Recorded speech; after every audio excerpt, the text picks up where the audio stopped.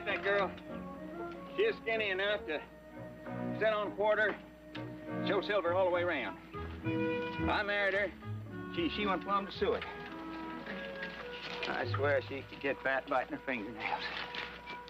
Hey, Charlie, looky there.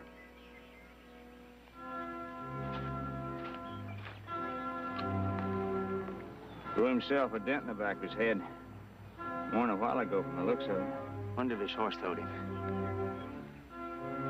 Hey, Charlie. Same as the other one. Ain't likely they both got horse throwed. Looky, I'll tell you what. I'll stay here with him. And I want you to ride into Stockton and tell the sheriff the whole story. All right? Uh-huh. All right.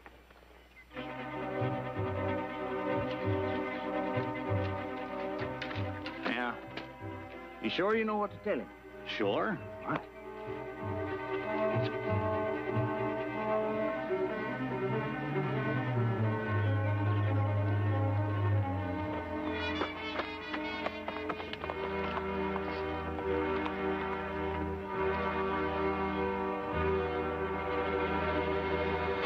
Hey, Charlie! Charlie!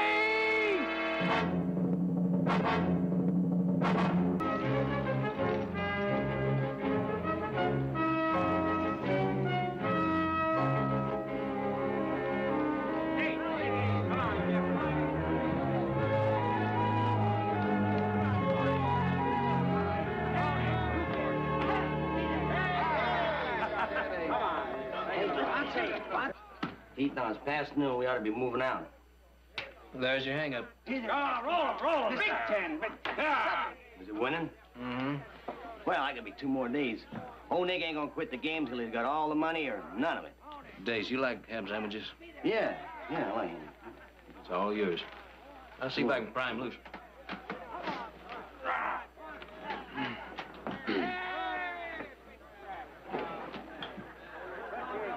Be good to me. Time to head for home, Nick. Home is where the heart is.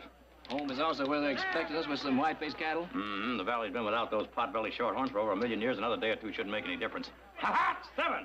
And the money comes to smiling Nick Barkley. Come on, Nick, shake loose. You're all fired trail eager because you're all cleaned out, that's all. Well, it was. I am.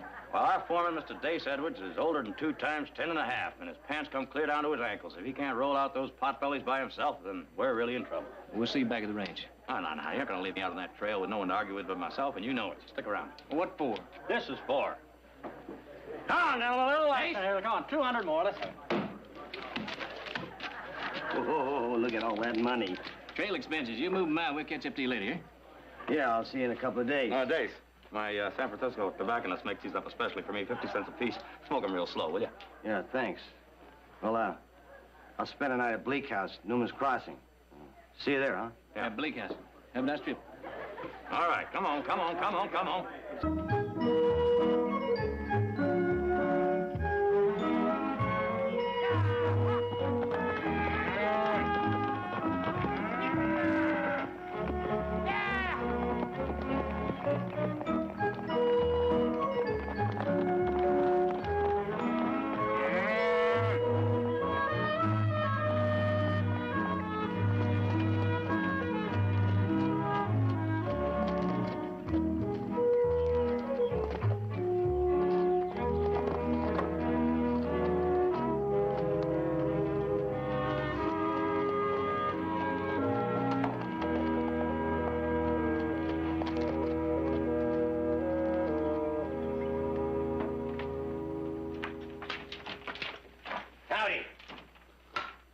Well, afternoon. You got any vacancies?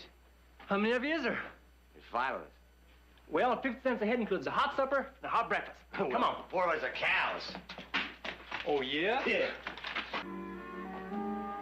I swear, after the way your brother and I slaved to get you all that schooling, you don't read nothing except fairy tales.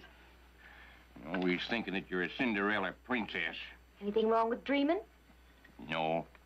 You just keep a good, tight grip on that dream. One of these days, it'll all come true. You get enough money and build that hotel up on the North Rise. A big, sparkling white one. A real showcase. And kings and emperors will come from halfway around the world to enjoy our hospitality. Why don't you fetch me a little taste of whiskey like a good girl? You have to wait. We've got a guest.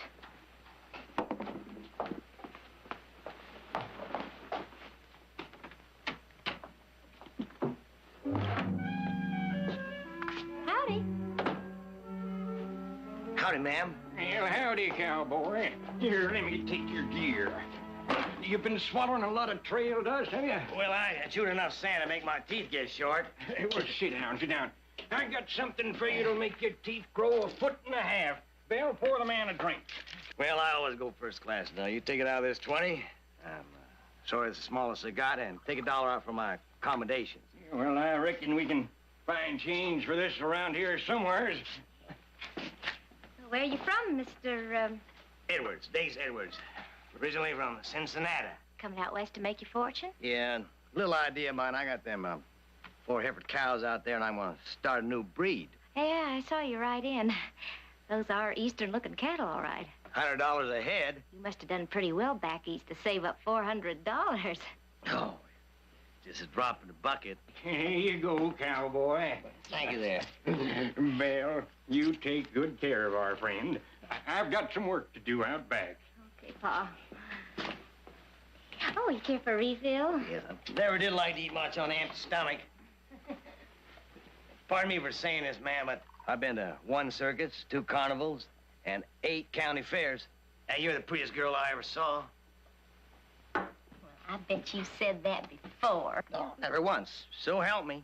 Well, I'm just a simple country girl. You're liable to turn my head. Yeah, I wouldn't do that. Oh, here, let me.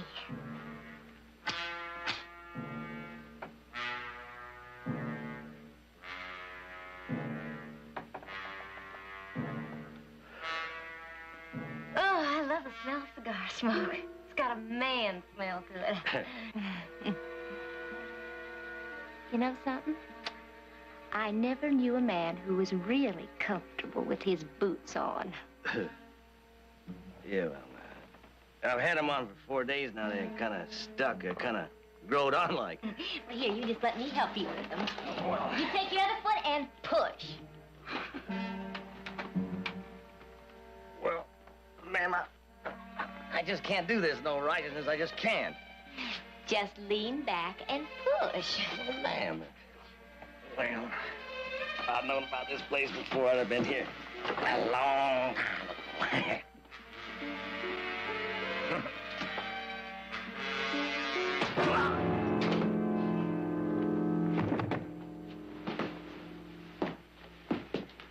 Hit him a good one. He did.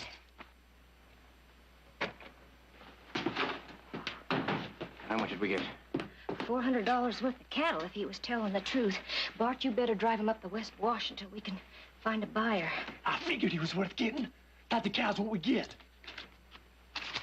$18.80 in cash. All he had on him was that 20. Sure, he did well back east. $400, a drop in the bucket, he said. We got $18.80. What's what we're going to get for his gear and cattle? Now, that ain't bad for a half hour's work. But he fooled us. Someday I'm gonna meet a man with so much money he doesn't have to lie. Now, when you roll, you gotta talk to those dice. How do you expect them to do what you want them to do if you don't talk to them? We better rest these horses. They're not sweating. Well, I am. I never once heard you say, come on, dice. Make it, and I'll get you some new spots. Nick, them squares are made out of ivory. They can't hear a word you say. All right, and how come I'm a $3,100 winner? You cheat. I play the winning streak. Play the winning streak. You can't win, you can't win. You can't lose, you can't lose. You look over there. Look over there. See that little rabbit? You see him? You see him? Yeah, I see him. Well, now, I'll bet you $10 when I holler, he's gonna spook to the right. Huh? Huh?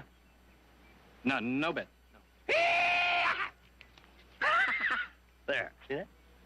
Now, when was the last time you saved $10 so easy? It must have been 15 or 20 minutes ago when I didn't take that bet on whether them stupid bird's nests had pink eggs or blue eggs. You want to camp here? I got some hooks. We'll see how lucky you are with these trout. Oh, no. I can afford a hot meal. Oh, by the way, where was that place old Dace was going to meet us yesterday? Bleak House up by Newman's Crossing. Oh, now why can't we stay there the night? Get up, have a fresh start in We're the only morning. 6 hours from home, Nick. We'll be in there before midnight. Tell you what, we'll flip for it. Heads we go to Bleak House, tails we go on home. Not a chance. But I'll bet you the food is lousy. 50 cents it is. You'll never get that bed clean that way. You're going against the grain. You gotta go with the grain. This way. This way, eh? Look like somebody got hurt here. No, we just slaughtered some hogs. Hogs, huh? Well, how does a half a dozen pork chops sound to you? Sounds great to me. Oh, well, we sold off all the pork. But we got beef stew for supper, and for breakfast we got bacon and beans, and sleeping's in the loft, and the price, 50 cents each. Here's 5. Well, I ain't got change for $5. Oh, that's all right. You take it. We just want the best in the house. You got it. Say, what time did our foreman leave this morning? Who? A fella named Dace Edwards? He was driving some white-faced cows. He was supposed to stop here last night. Did he stop here? No, ain't been nobody around here for days. Listen, I'm gonna go down to the house and get my assistant to start supper for you, all right? Right. Glad to have you. What do you suppose happened to Dace? Oh, I don't know. You get those fat cows moving, you wouldn't want to stop them now, would you? I guess not. All right, let's get the horses unsaddled and get to that hot meal, huh? And one of them's got a roll of $100 bills you could stuff a tall goose with. And they was asking about that feller that was here yesterday? Yeah, said it was their foreman. Huh. He was just a foreman. Well, you can't trust nobody nowadays. What'd you say? Well, I told him we never seen nobody fit that description. Good. You figure they got $1,500, maybe $2,000? Oh, more than twice that. Enough to get us a real fine hotel. Well, you feel them out, and I'll be in the back room getting some shut-eye with both ears open.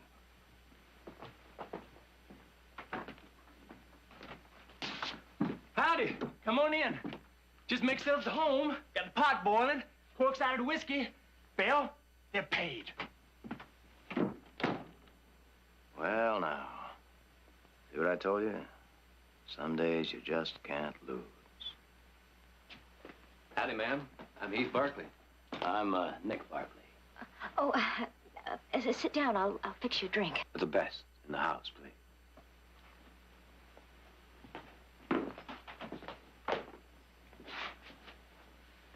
Are you the Stockton Barkleys? Yes, ma'am. Hope you gentlemen are hungry. Do you like beef stew? You make it, I'll guarantee it.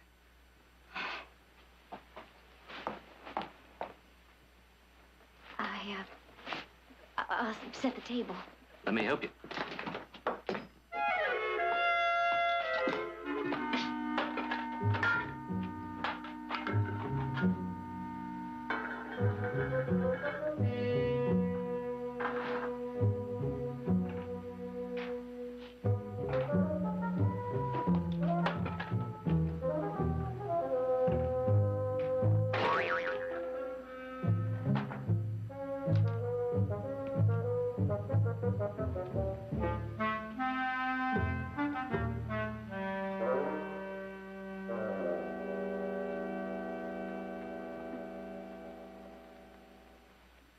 It's your move, Mr. Barkley.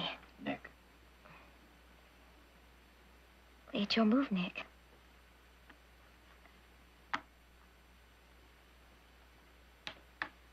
That wasn't a very good move. Make it hard for a fellow to concentrate. Do you get by here very much? No. Not ordinarily. This may prove to be my favorite route to Fresno. I hope so.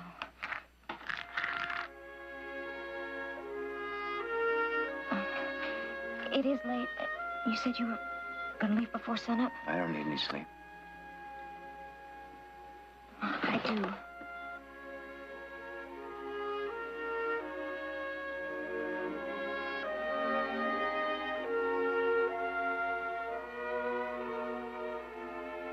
Next time. It might be sooner than you think.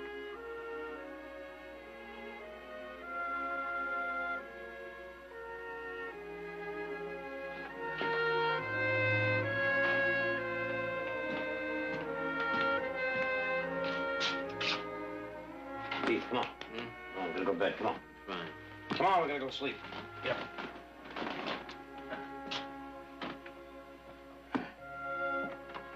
Night. Good night, Bill.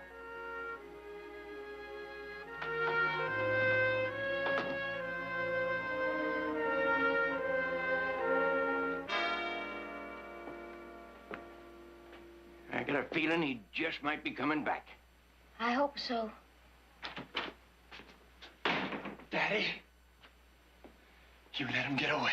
Those are Stockton Barkley's, boy. Too rich, too many friends, too many folks expecting him back. All that money. We tempted fate when we killed their foreman. Besides, that black-haired one, he sparked the bell. They all do. We might build this into something permanent.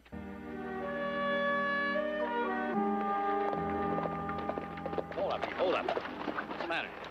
I just remembered I left that rifle of mine back at the bleak house in the barn. All right, I'll ride back with you. You'll need somebody to argue with. No. You go on. The family, they might be worried. Well, I'm sure Dace has got back and told him about that crap game. Besides, you might need some help. With that girl. You get out of here.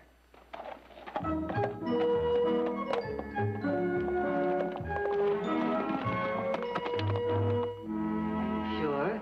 I saw him with my own eyes. Jared, that's terrible. Well, the prodigal returns. I even got me down. What's so terrible? They found 3 more bodies in the North Jetty. 3 more? That makes 9 in the past 2 months. Any identification? Not unless you want to count the skulls being crushed in like all the others. We were beginning to worry about you. You were supposed to be here yesterday. Well, didn't Dace tell you we'd be late? Dace? We sent him ahead with a Hereford. Well, he isn't here. Well, they should have got here yesterday. Maybe you and Nick better double back, see if he's in any trouble. Well, Nick isn't with me. What do you mean?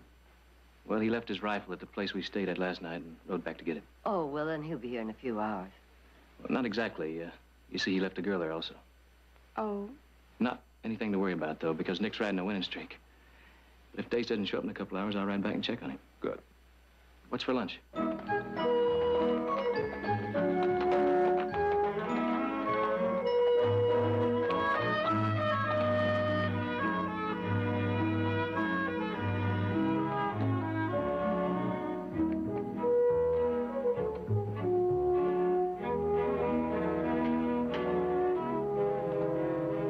Howdy. Told you I'd be back sooner than you thought. Oh, I didn't expect you back so soon. Well, I forgot my rifle. Listen, a man who sits a horse the way you do could ride 5 feet without noticing an empty rifle boot. Well, as a matter of fact, I was just about all the way home, and I remembered I'd stuck it under some hay in the corner of the barn here. Many hands make light work. Here, I'll get that. Thank you. Aren't you afraid you'll disappoint a lot of beautiful, rich young ladies up in Stockton? Well, if there were that many beautiful young ladies up in Stockton, I wouldn't have to take my rifle out of the boot in the first place. Besides, none of them are as pretty as you. Mr. Barkley! Mr. Barkley's here! Look, why don't you come on over here and sit down and make yourself comfortable? Bob, Mr. Barkley forgot his rifle. Why don't you get him some coffee? Hey, you're going to be staying the night, Mr. Barkley. Well, there's big doings in town tonight. There's a barn dance. Bill, you tell him about the barn dance. There's barn dance. Oh. Well, would you do me the honor of your company? You can wear your flowered dress. Have you had lunch? No, Bill, why don't you fix a picnic basket? It's kind of warm around here, and it's nice and cool in that grove down by the river. Ain't nothing too good for our starboarder, Mr. Barkley.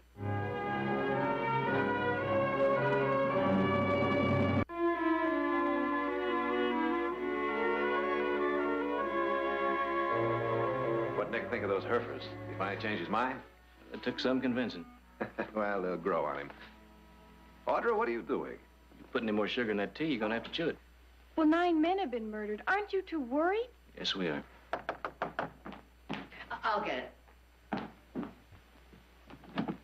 Oh, Sheriff, come in. Come in. Afternoon, Victoria. You're just in time for coffee. Thanks, Victoria, but... Hello, Fred. everybody. Fred? I'm afraid I've got some bad news for you. We found another body. It was your foreman, Dace Edwards. Oh, no. Dace? Where? The river, North Jetty, same place as all the others. Heath, how much of a head start did he have on you? About 12 hours. We're supposed to catch up to him at Bleak House, but he never showed up there. How do you know that? Well, we checked there last night. They hadn't seen him. I'm going to wire the lawmen upstream and form a posse. We'll ride with you, Sheriff. Let's go. What kind of a person would do a thing like that? Like it? Love it. I mean the picnic lunch. That, too. I was talking about your face. You're trying to memorize me? Mm-hmm. From chin to hairline. I Well, I just can't get enough of looking at you, so. Why? Oh, I don't know. I think maybe I'm trying to find something wrong with you. Very difficult. But you found something? Mm. Those blue eyes. I bet a man could drown in those blue eyes. I never thought anyone would notice. Well, you have a defect, too. I do. Where? Your forehead. Your hair keeps falling down on it.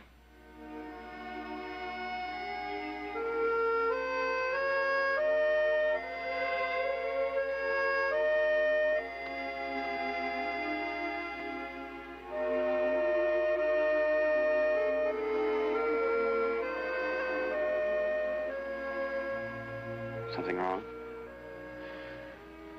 You kissed me like I was somebody. You are somebody to me, Belle. Somebody very special. Don't talk that way. And don't feel that way. Let's just let here know.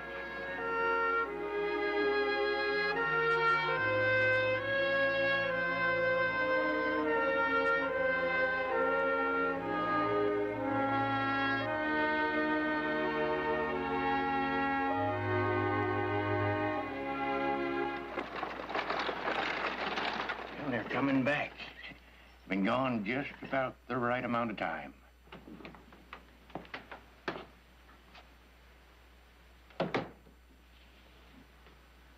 Belle?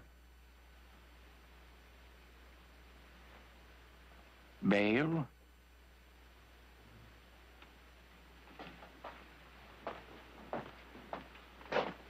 How did it go? It was just wonderful, Pa. You still got that money on him? Bart. Well, Daddy, she's got a funny look to her I ain't never seen before. Well, it ain't the kind of look you're ever like to understand. Well, would you mind waiting outside? I want to take a bath. Well, don't throw the water out when you're finished. Bart's gonna use it. Oh, Daddy, do I have to? I'd appreciate it.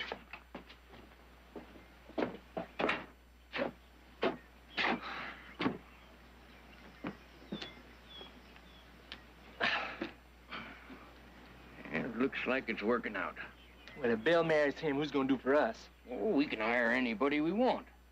Uh-huh. She'll move in that big house and grow uppity ways and have us fetching and toting. Oh, no. We got a saddle on your sister, boy. Not if she marries money, we don't. Wouldn't the Barkleys be flat out shocked to learn they got an in-law that's done the things that Belle's done? We're gonna be rich, Daddy. Like having a tunnel to the bank, son. Like having a tunnel to the bank.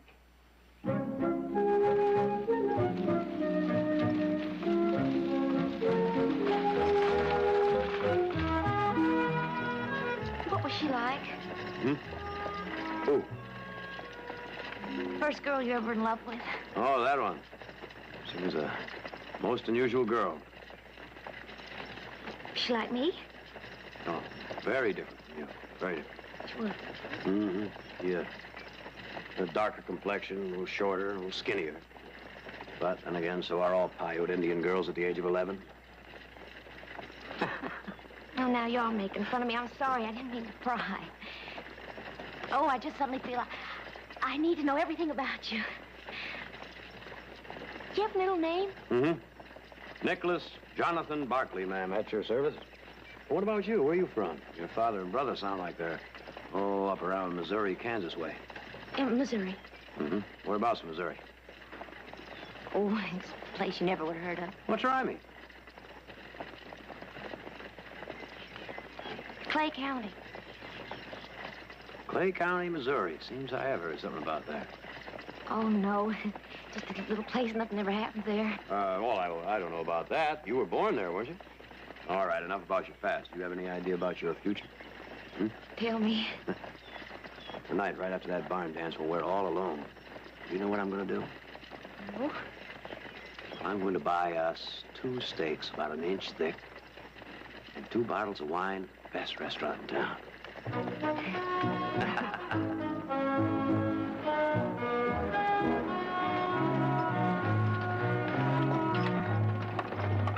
So you're holding the barn dance tonight? I was. been called off, and I spent $8 in advertising. Oh, why'd you have to cancel? Most of the men rode out of town on posse. Who are they looking for? Somebody around here's been killing folks and throwing them in the river. Bunch of bodies wound up in Joaquin County. You might as well go home then. 8, 10 people knocked in the head, maybe more. We can still get home before dark. Ain't nobody actual said lynch you, but they sure been fingering their ropes. Take me home, Nick. Still stay and have a little dinner. Please. There are people around here doing things like that. I want to get back and warn Daddy and Bart. Well, all right. Come on.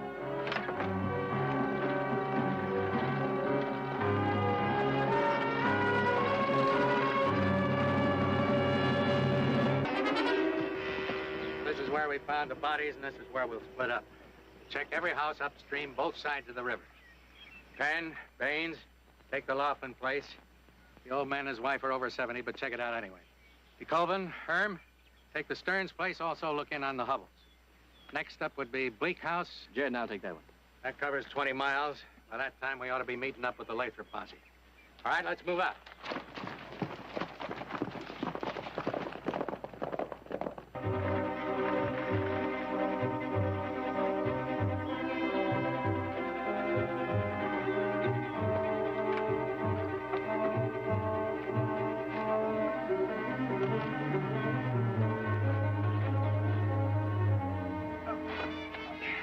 Thanks for understanding, Nick.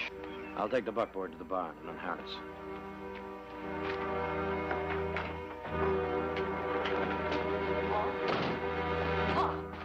Paul, wake up. Wake up and listen to me. Get up. Now listen to me. We gotta get away from here. There's a posse and they're talking lynch. Those bodies we threw in the river didn't stay underwater. They found a whole lot of them. How are they going to trace them to us? When they can't trace them any further upstream than this, they're gonna start poking around here. There's nothing to tie us in. It's bound and arrowed down to us, Bart. Now, do you want to take that chance? Yeah, hush, hush. Where's that Barkley fella? Out in the barn unharnessing. What's he going to think if he sees us riding out like this? A man hit in the head with a hammer don't think nothing. With that money of his, we can buy us a whole lot of distance. Nothing happens to him. Oh, Pa, don't you understand? For a few hours, I had everything I ever dreamed of. Right here in my hands. And my hands were clean. And it wasn't all yesterday's. It was tomorrow's. Belle. Belle. Oh, Pa, why does everything we touch turn to mud? He was a nice young fella. If we move on, there's going to be other ones. Not like this one. So what are we supposed to do about him? He's a loss. We tap him on the head, and we send him downstream. No. Downstream. Downstream. You got an idea. They found all the bodies downstream. What if they was to find one with its head bashed in upstream? Why, sure take the curse off on us. Well, where are we going to find a body? In the barn. Unharnessing. And with a pocket full of money. I told you, Pa, no. No. Well, whatever's going between you and Nick Barkley's past working. He fills our needs like nobody else can. And then we can stay here and build our big hotel. We ain't ever going to have that big hotel. We won't ever have anything. Maybe. But it beats swinging from the end of a rope. You just move him into the right spot in front of the canvas. And we won't have to explain anything to anybody. We can stay here. We'll have a lot of money and be just as pure as a morning dew. I won't do it. Listen to me. You ain't never disobeyed your daddy before, and you ain't gonna start now. You hear me? You got no choice. It's him or us. He's coming. You better listen to Daddy. I brung us this far, and I'm gonna take us all the way. You just tell him we rode out to join that posse. Let him in, Belle. Let him in.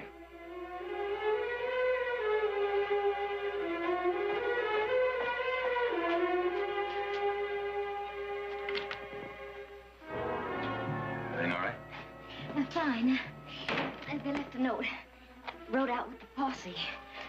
Well, see, I told you there was nothing to worry about. I'm sorry I ruined our dinner. a whole evening, but well, it's still early. I could fix you a cup of coffee and maybe a sandwich. For cheating you out of your dinner, too. Here, let me help you. No, just sit down over here. I can do it.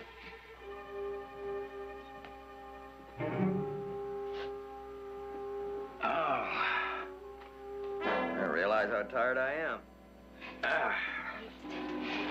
Lean back there and relax.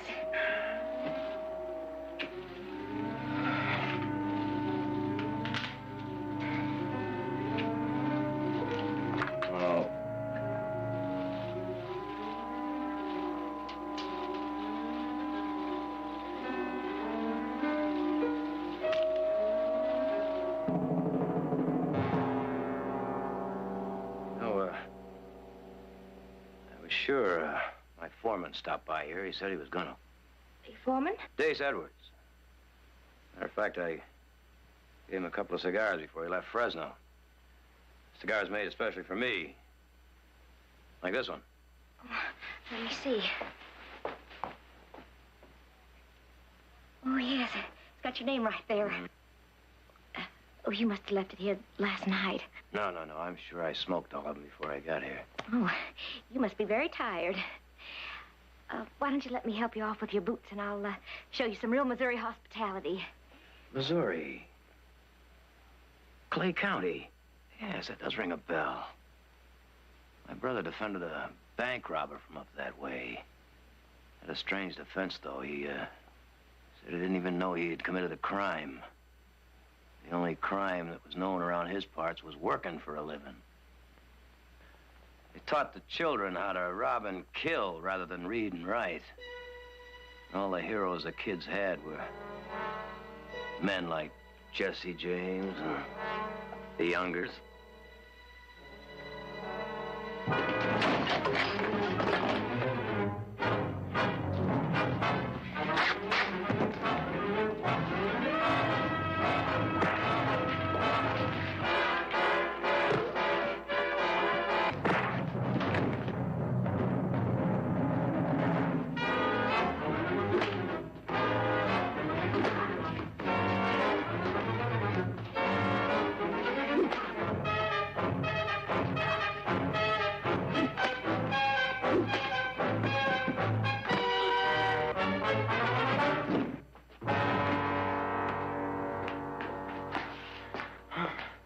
You dead?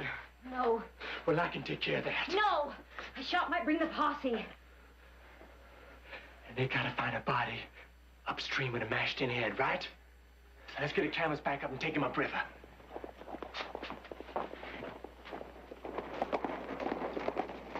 Get the posse? No, it's just as bad, though. Heath Barkley and some other man. Let's get him in the back. Bill, you get rid of them fellas.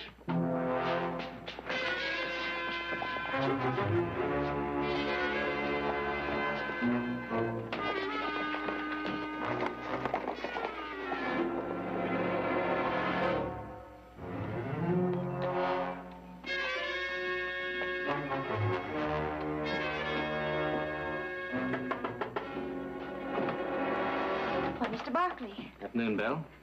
This is my brother, Jerry. Looking for Nick. I suppose he's out back. No, he isn't here. He did come back at noon to get his rifle, and then he went right back to Fresno. Well, he's a forgetful one. Sorry to bother you. Pleasure, miss.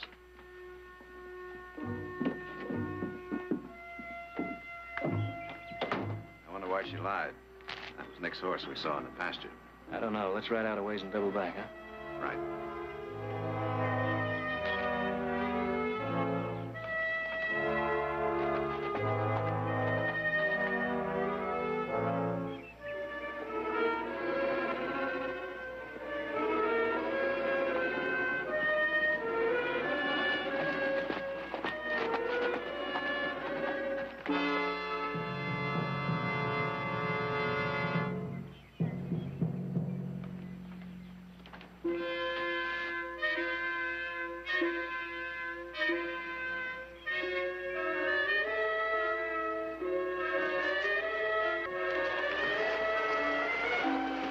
That's Nick.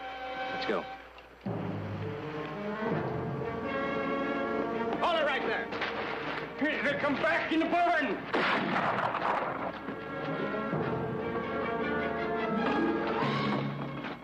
Daddy. What we gonna do? You ever thought about dying, son? Not when I can help it. Oh, Pa, it's no use. We ain't gonna quit, Bill. I ain't never lost a fight yet. Gun beats hanging 8 ways from Sunday. You got the guts for it, boy? I'm ready. I'm ready!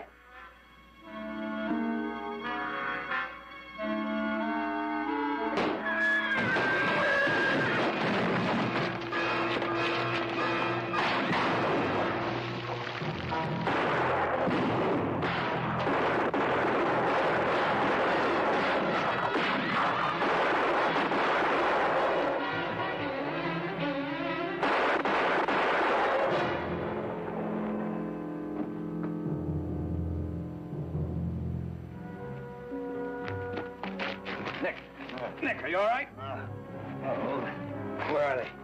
Huh? Take it easy. Take it easy, Nick. Where's Belle? She's in the barn. I'll get her. I'll get her. Sure you're all right? Said I'll get her.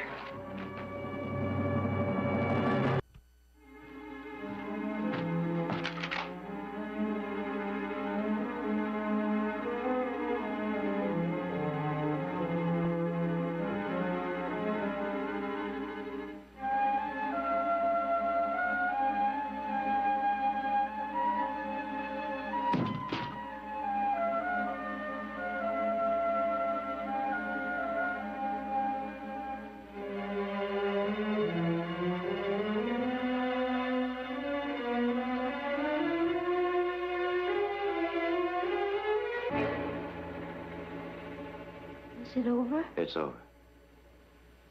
I wasn't gonna let him hurt you, Nick. I wasn't gonna let him go through with it. Just sit back, Nick, and relax. Lean back, Nick. Don't. Sorry, Bill. You did love me, didn't you? Well, no, I'm not sorry about that. It's everything else. You don't have to be. What do you mean? I didn't kill any of those people. I just talked to them. Pa and Bart is the ones that killed them. How many people, Bill?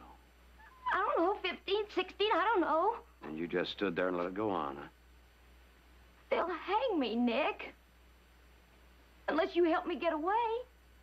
Get away? Well, there's only 2 of them out there. 2 between us and the rest of our whole Those are my life. brothers. If those are your brothers out there, then they'd let us get away. There's got to be some place for us somewhere. I'm afraid you'll always be carrying some dead people in your hip pocket, Bill.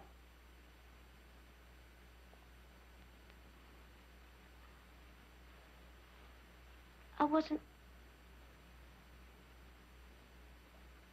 born 22 years ago. I was born this afternoon in a grove down by the river. The doctor that delivered me said that a man could drown in my eyes.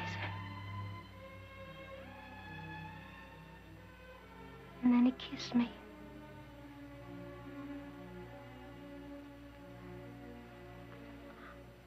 I never grew up around nothing but menfolk who never turned a furrow, never spent a drop of sweat. They never did nothing by the book.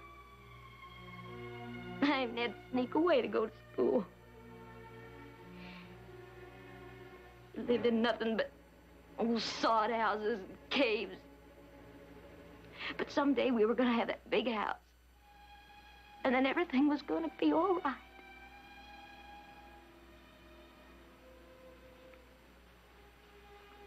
Come on, Bill. Waiting for us.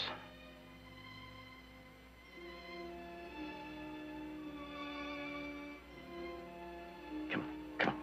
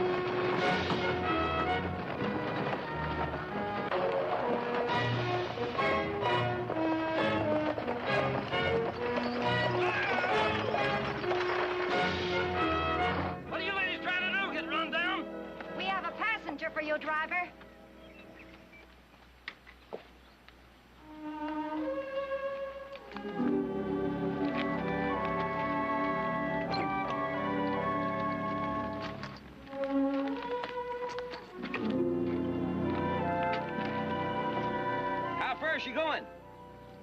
Just as far as that'll take her.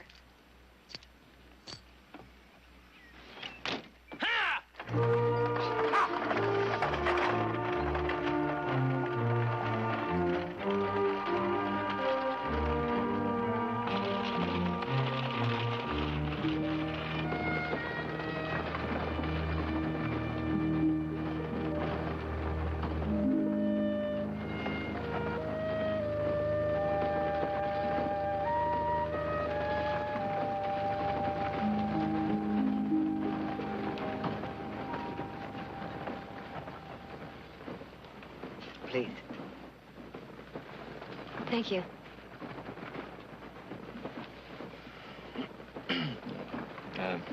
Would you like some water? I'm all right.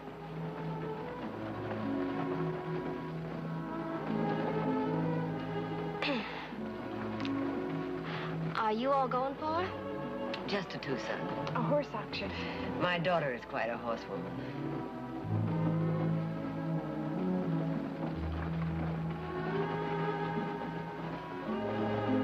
I'm going home.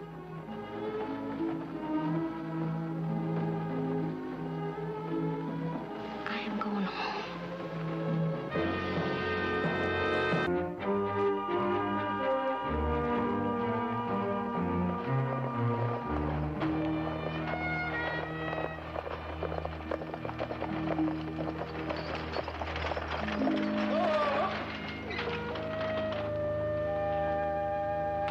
All out, folks. Good night's rest, and you won't mind that 50 miles of desert tomorrow. I guarantee you'll get a good night's rest in this town. Mr. Barkley.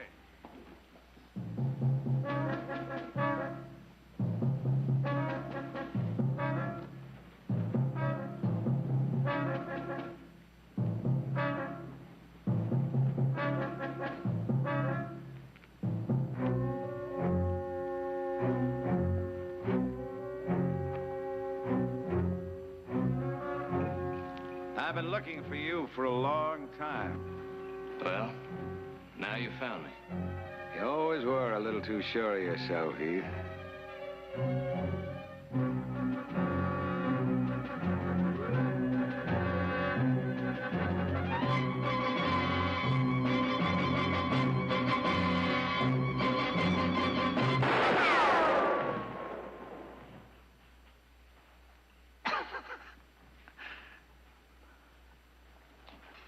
Tom. Well, I guess I'm still a little faster than you are, old partner. I told you we'd run across each other one day. I thought you were going to Virginia City. No, I got sidetracked and glad of it. You haven't changed a bit, Oh, Heath. you sure have. Hey, is that badge for real? Yeah, sure. I'm Marshal here. Say, you got sidetracked yourself, I hear. You found yourself a family. The Barkleys? Heath. Heath, if you ever do that to me again... Ah, Mother, I'm sorry. It's just an old game we play. Didn't mean to scare you. Tom? My mother and sister Audra. Old friend Tom Wills. I do apologize to you ladies if our little game shocked you. No, it didn't really shock me. It just surprised me to see a marshal acting that way. Well, I can tell you, if anybody else tried the same thing, I'd arrest him right now. I hope so. I mean it. Say, how long are you going to be in St. John? Just overnight. Well, then you must do me the honor of being my guests at dinner. The chef of the inn sets a mighty fine table, especially when he's serving people of quality. Well, it's very kind of you. Thank you. It's all set, then. Shall we say 7? I'll tend to the luggage. That's a mighty fine family you got there, Heath. Yeah, they're really something. Thank you. Any time, Mel. Hold it right there. Now, you just get back on that stage right now. What's the matter, Tom? I run a tight little town here, Heath. Took a lot of trouble on my part to clean it up. Now I aim to keep it that way. And there are certain kinds of females who are not welcome in St. John. Tom, we're just staying overnight. All of us. That's all right, isn't it? Ah, they mean trouble every time. Man should never make an exception to a rule. Not even for an old friend? Well, I reckon maybe old friends do have certain privileges. All right, just this once. But you stay close to your room, yeah?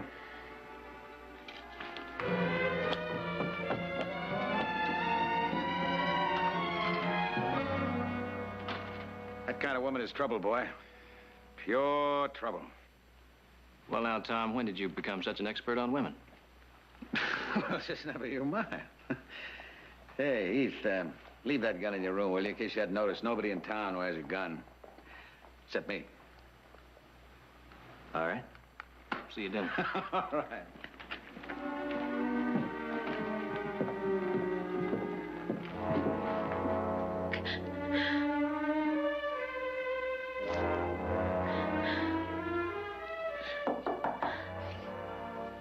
Who is it? Room service, your luggage, ma'am. It's you. Just put it over there, please. J for Jezebel. Well, they got it wrong. Should be S for Sally. Thank you. And for what you did downstairs, I don't know how to... Well, I'm sure anybody else would have done the same thing. Would they? If you need anything, our rooms are just down the hall.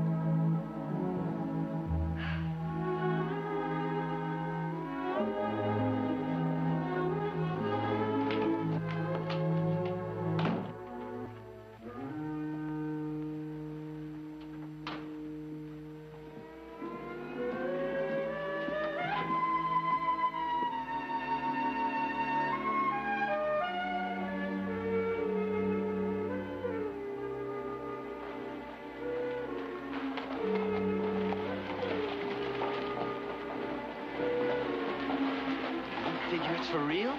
Ooh-wee. Not Mr. Willstown, it ain't. Oh, I never seen no mirage like that before. Wonder where she come from. I heard we was getting a new schoolmarm in one of these days. If that's her, I just may go back and finish up my learning. Well, go on then. Let's see old Romeo in action. I got 25 cents here. Says you ain't even got nerve enough to say boo to that female.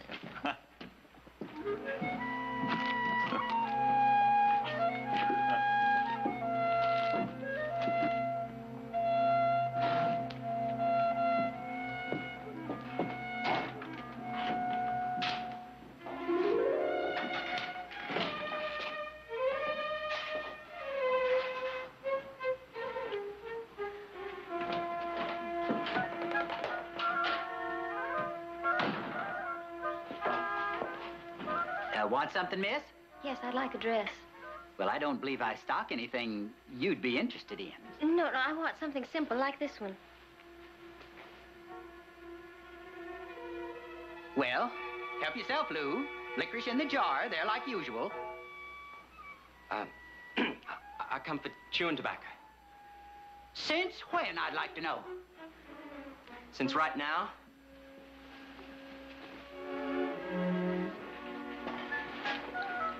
I don't believe I have anything that Oh, I'll take these two. They're perfect. And in my size, too. How much? $4. I'll just put them in a sack. And I like a licorice. Well, just help yourself. It's right there in the jar.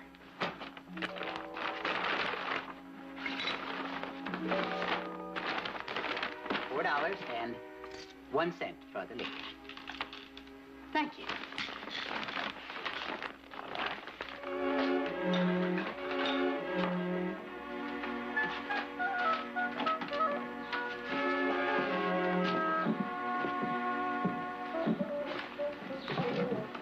Two? Yes, ma'am. Thank you kindly, ma'am. Your name's Lou. Short for Louis, actually. Hey, that's a nice name. Mine's Sally. I told you to stay in your room. I have a right to do what I want. No, you don't. That's the way it always starts. One of your kind comes in, starts parading her wares up and down. I was out shopping. Is there a rule? Mr. Wills, stop!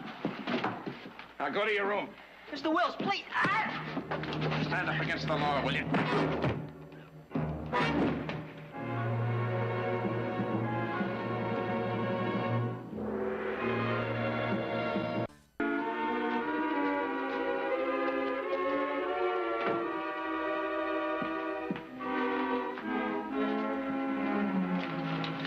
Sally, is anything wrong?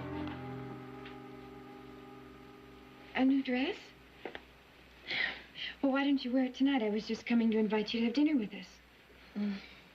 I'm not hungry. Thank you. Well, you will be. Please, we'll be expecting you. We? My family. Well, I wouldn't want to disappoint the Barclays. Good. Your brother's friend, Marshal Wills, he's a very dangerous man. You know, I just don't believe it. Two old saddle tramps like you and me, and one is a town marshal, the other a gentleman rancher. No, just plain rancher, Tom. Good evening. Mrs. Barclay, where is your lovely daughter? Oh, she'll be down in a moment. Oh, fine. Here, sit down. Would you care for some sherry? Yes, please. You know, we have a quiet little town here, Mrs. Barclay, but having two lovely ladies like you as guests is going to give it something to remember for a long, long time. Well, that's very flattering. Thank you. Aren't you going to join us, Tom? No, I have to set an example for the town people. Oh. Oh, that must be quite a burden. No, it's just caution. I have to be sure that things don't slide back the way they were before I came here. Yes. Well, then, here's to virtue.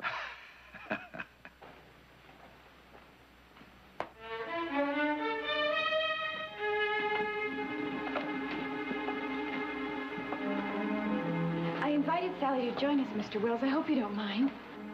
No. Isn't Sally's new dress pretty? Very pretty indeed. Sit down, Tom. Look, I hope you'll excuse me. I just remembered something I have to do. Meet me in my office later. We'll discuss old times.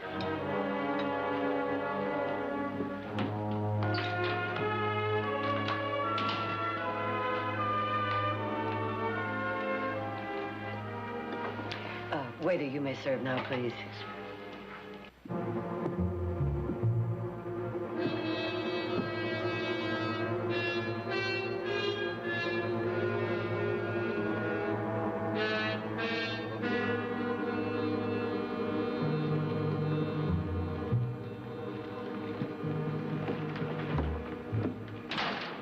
Tom? Hey.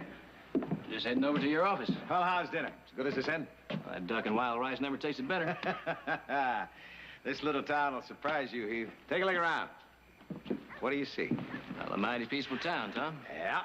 About a year ago, when the Citizens Committee hired me, the ranchers couldn't raise cattle as fast as they were stolen. Bank was closed. Bandits making withdrawals faster than customers could put in the money.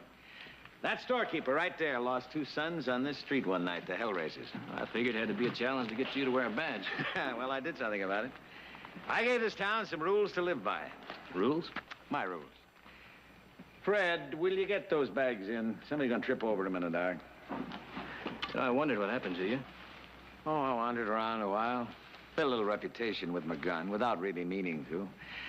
And then one day, I rode into St. John. Found a home? Pond. Big fish in a little pond here. That's the way I like it. Come here, I want to show you something. See that little house there? It's not bad diggings for your old trail partner, eh? Sure beats a blanket on the cold ground. Yeah, it was given to me by the townspeople in appreciation. Very nice. Come on, I'll buy a drink.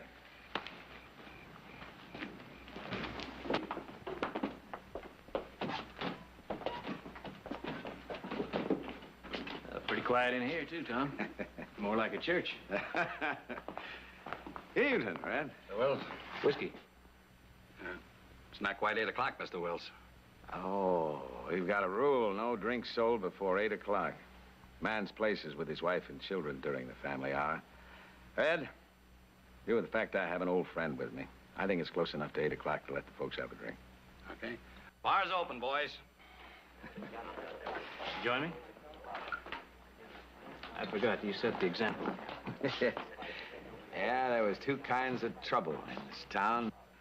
One of them was too much liquor, the other was women. You know the kind I mean.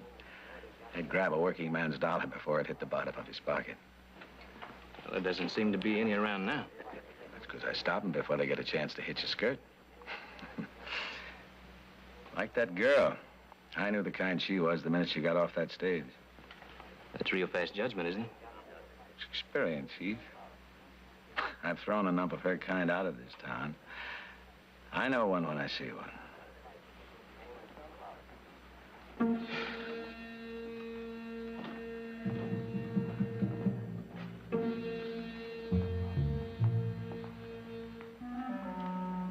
What is it, boy? The doc wants to see you, Mr. Wills. About what? Lou Farrell. See how it is? Enjoy a drink. I'll be right back.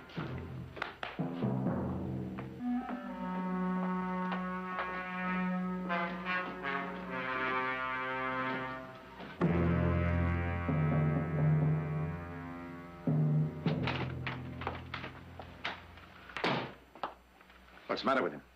Concussions. Trouble is, he isn't rallying. His heartbeats are regular, his pulse is... Why are you telling me this? Just didn't want to be responsible in case... Responsibility is that boy's. He stood up against the law. Well, somebody ought to notify his dad. You notify him.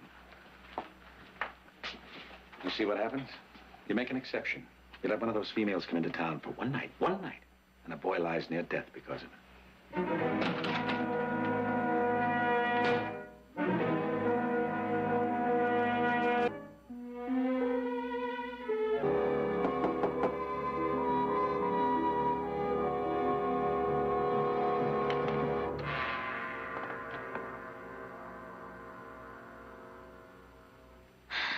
Would you get out of my room?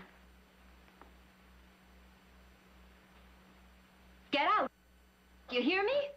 Boy, it was tempting today. Lou Farrell, he's dying. Oh, no.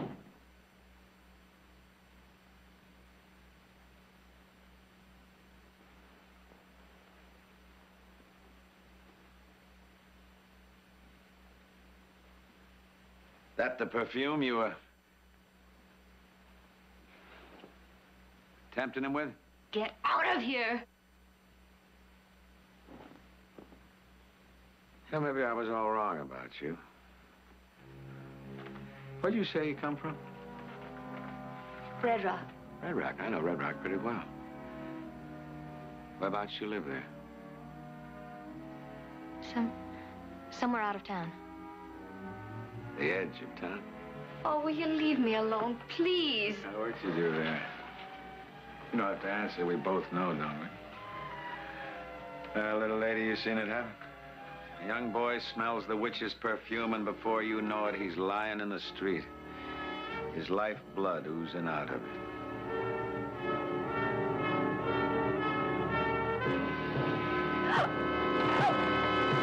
I'm not sure if this is threat.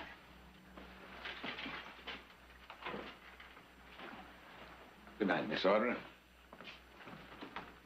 What did he want? I want to go home. Hell, you are going home. He won't let me. He's never going to let me leave this town. I know it. I just know it.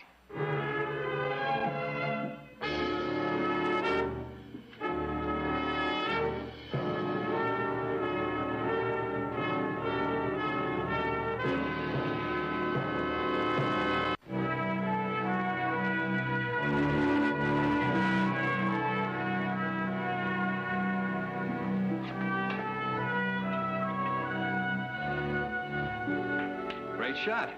Talent. I'm afraid one of these days, though, he's going to make me get rid of this pool table. Wills? Yeah, he doesn't care for pool much. Says it's the devil's game. Oh, I don't see how anybody can get in any trouble playing a little pool. Unless he cheats. Well, you know Mr. Wills. I thought I did. Should have seen this place before he got here. So much business you couldn't get through the front door. Then he started to make up his rules. No drinks served before 8 o'clock. 3-drink limit to a customer. No drinks served after 11. Well, you heard him. Man should be with his wife and kids. What if he hasn't got a wife and kids? Well, if he's going to live in this town, I guess he just better get some. Tom, all tucked in? All tucked. Let's sit down. Now, that stage leaves mighty early in the morning, Tom. Besides, I've had my 3-drink limit. Times have changed, haven't they? They've changed. Meaning me, too. You've changed too, Tom. Oh, you're wrong, boy. I was always this way. Just never had the opportunity.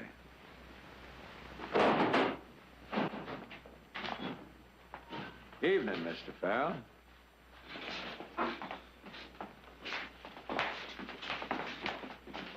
I just saw my boy, Marshal. Oh, I understand the doc's doing all he can for him. You did all you could for him, too. Didn't you, Marshal? You've got something to say. Spit it out so I can understand it. My boy's dying because of you. A man has a right to stand up for his own blood. You aim to do it with that shotgun, huh?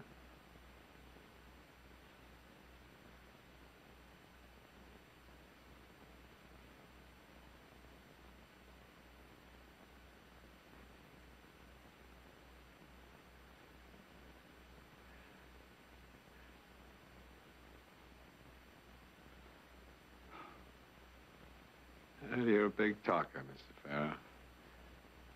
Big talkers don't pull triggers, and they never find their backbone. Come on, Amos. Now get up. Come on. Come on. Here's your gun. You ought to know better, Amos, than to bring a gun into town. Now, you get home before you get into real trouble. Come on. Go.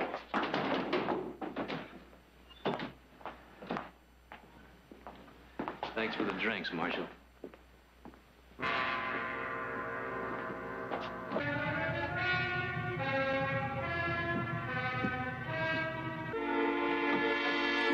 Come in, Heath. What's going on? Your friend, Mr. Wills, paid Sally a social visit tonight. Oh, all right. Sally talked to a boy this afternoon while she was shopping. And the marshal beat him because he talked to me. So that's it. Do you know how he is? Is he all right? Not good, I'm afraid. He's just a boy. Just a nice boy. I guess it was my fault for talking to him, but his friends put him up to it, and I didn't want to let him down in front of them, And your friend objected to that. Heath, I want to see him. Do you know where he is? At the doctor's office. Please, would you take me to see him?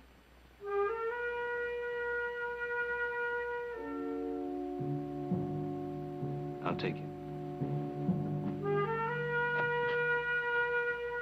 We'll be back soon.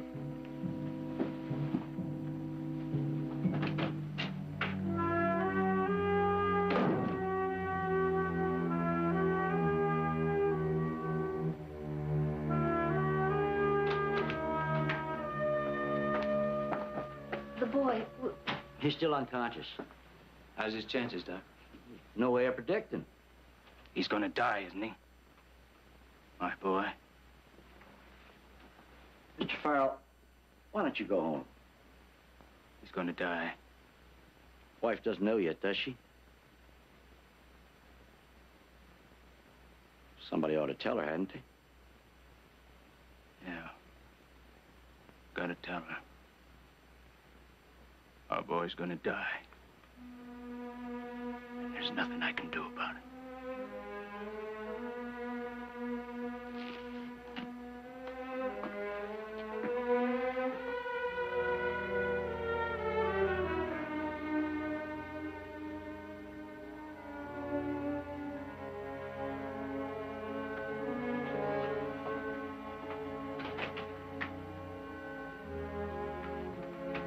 Reckon he don't know how right he is.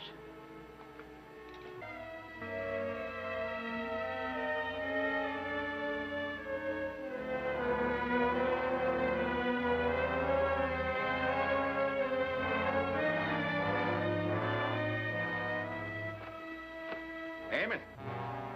Eamon. Over here. Here.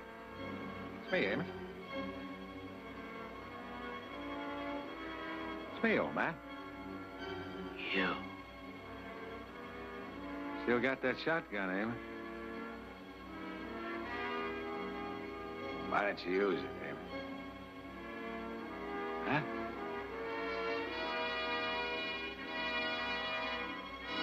You'd like to kill me, wouldn't you, David? Yes. Yes, I'd like to kill you! Why don't you try? Try.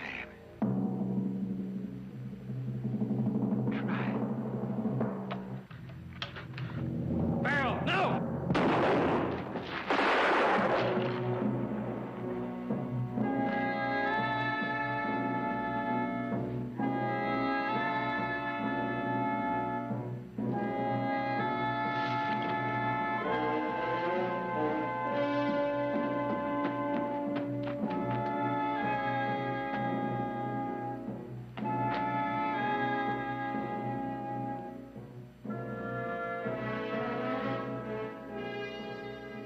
It was Murder Town.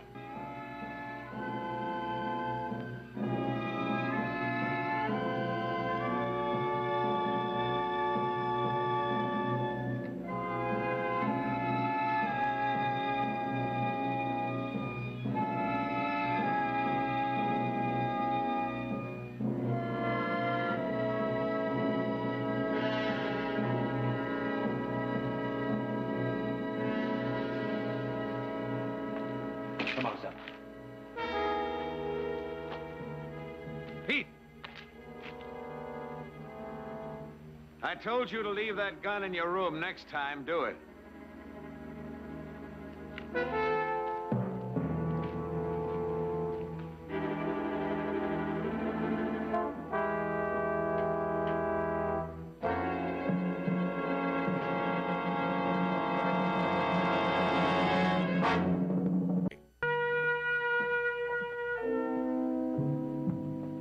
That old man didn't stand a chance. It's plain out murder. No, it was an execution. Heath, there's a district marshal's office in Tucson. When we get there, tell him the story, all of it. It won't do any good. Well, you can't be sure of that. Anyhow, there's nothing else you can do. Mother, I came within a hair of drawing on Wills. That would have been a mistake. I don't know. No matter who won, it would have been a mistake. Just make that report to the district marshal.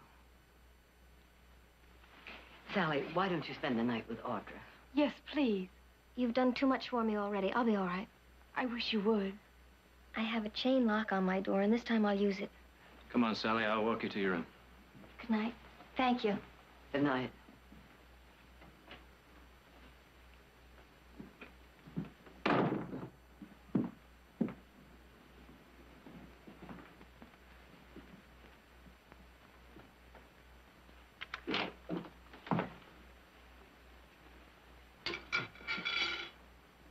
See? No boogeyman. Oh, Heath, I am afraid. Well, you have a right to be. I guess we all do.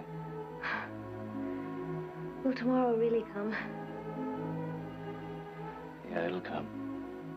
I hope so. I have made so many mistakes. You know, I left home to become an actress.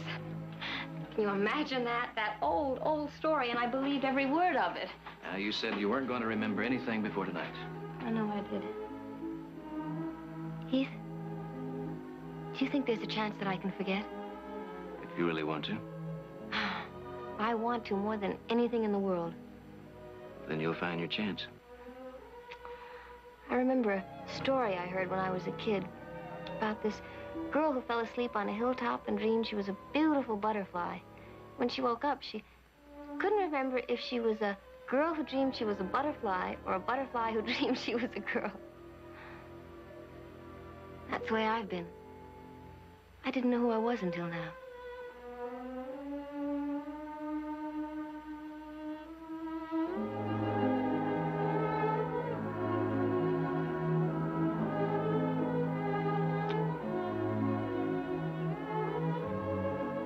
Now, Miss Butterfly, if you'll lock your door, I'll wait outside until I hear that chain slide into place.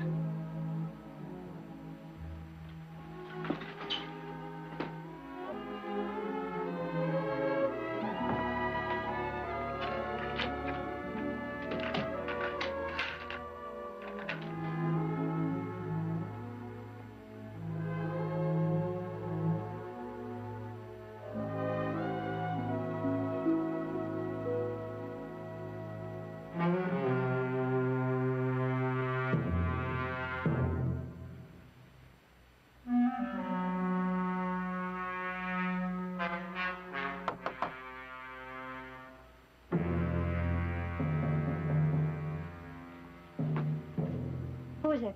It's Heath. Just a second. You're spending the rest of the night with Audrey. You get your things together. No argument. I don't understand. What happened? I just saw Wills down the street. He may take it into his head to pay you another little visit. What happens if he comes up here? Well, if he does, you won't be here. I don't think you'll bother our rooms.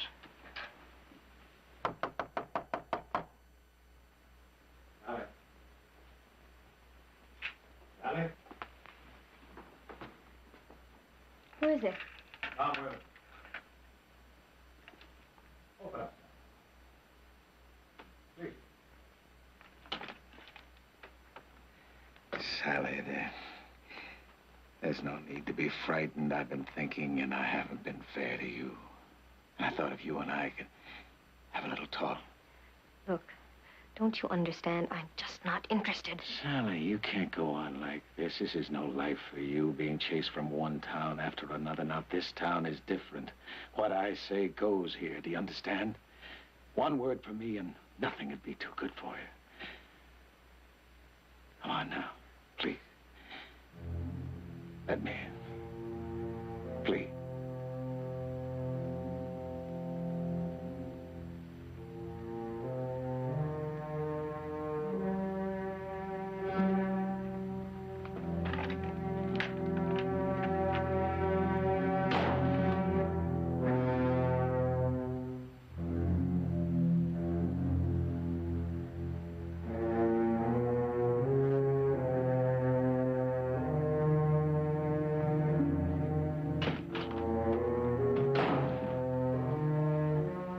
He'll try to kill you, Heath. It'll be all right. He'll never let you leave town alive. Not now. Come on, finish your packing.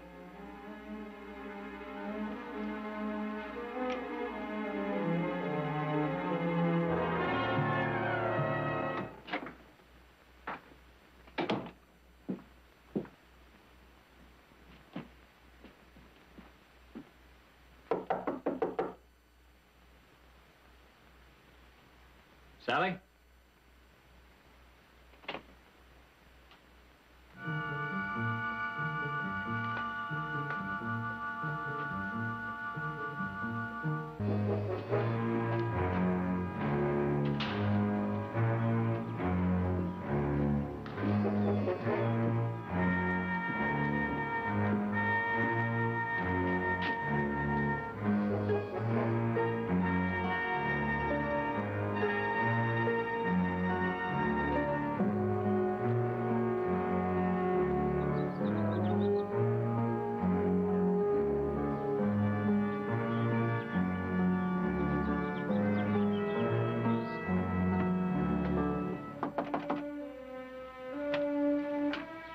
I sure hope you're ready. That stage is about to pull out.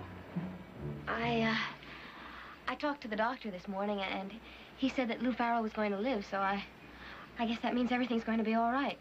So... Would you please get away from here? He is sitting in there in the other room. He might be out any moment. Please. He'll kill you. Is that why you came here? Is it? Please. Sally, listen to me. Tomorrow's do come, and yours is here right now, this minute. And your way home isn't through this house.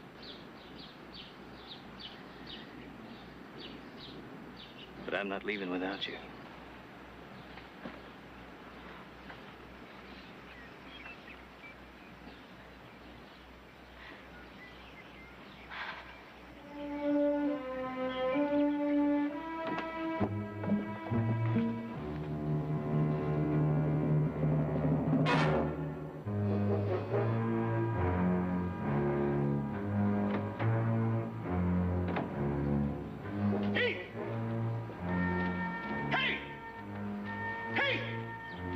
Take one more step, boy, and I'll shoot you in the back. How do you want it, boy?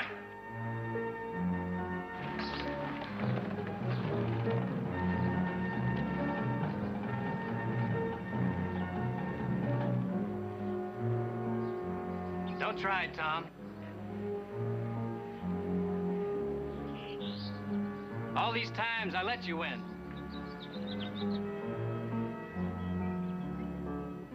Understand? I let you win.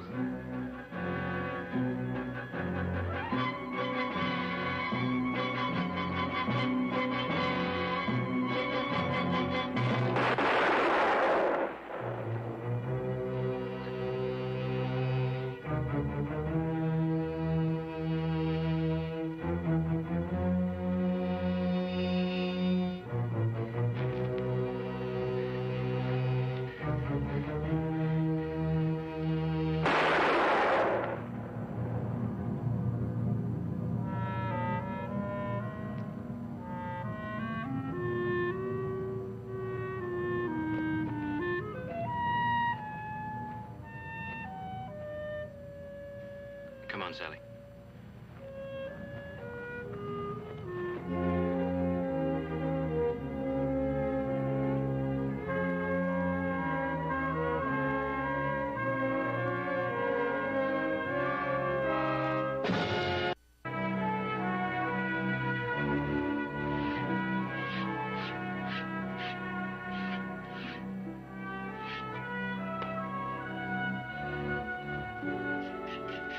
Isn't he something?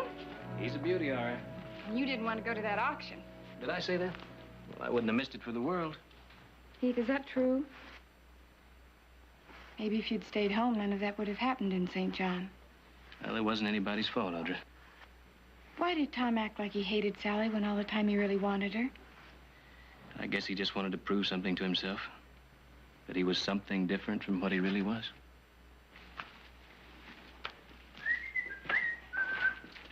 Oh, that sure does smell pretty. Well, now, what's biting you? This is a package got down the post office. Has your name on it, too. And girl's writing. Mine? Who's it from? That's from Sally. Well, open it.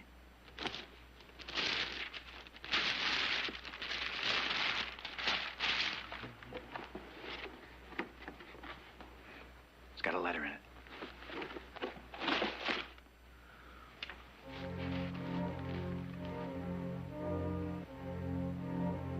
Well, what does she say? Dear Heath, I am home at last. Really home. Father is suffering through my efforts at cooking, so it's only fair that you suffer through my first effort at knitting.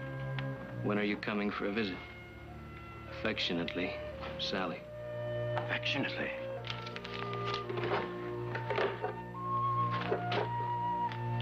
Now, what is that?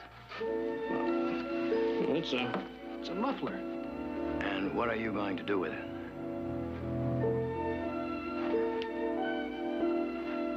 I'm gonna wear it.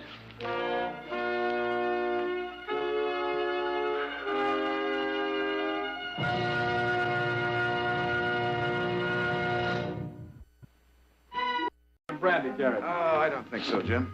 After a dinner like that, the best brandy in the world would be an anticlimax. Well, that's what I don't understand. What's that? Well, you two went to the same law school together, but Jim never pays me compliments like that. Oh? Well, I must plead mitigating circumstances, my love. After all, I am your husband. A very poor defense, Mr. Scanlon. I suggest you get yourself a good lawyer. You will have some coffee, won't you, Jared? Yes, please. Well, what's all this? Little homework? The Cunningham case. Oh, yes. Well, I'd say from the looks of this, you finally got something on him. I have. Receipts, affidavits, depositions. I can prove his men dynamited the Collier Dam. Everything there points to the fact that his motive was to buy up the flooded farms cheap. That sounds a little like an opening address to a jury. It might be. And this time, there's going to be no tampering with the jury, no bribery of witnesses, no falsifying evidence. This time, Mr. Joshua T. Cunningham is going to find out that he is not above the law. He is going to prison, Jared. You go after him like that in court, and I'll bet on you. But you know, Jim, I'm curious about one thing. What's that, Jared? Well, Cunningham and his lawyer are no fools. They know you're the best prosecuting attorney in California. I'm surprised they haven't moved for a change of venue. They did. Judge Farnham denied the motion. It's beginning to dawn on Mr. Cunningham that the days of the freebooters in this state are over. I hope you're right.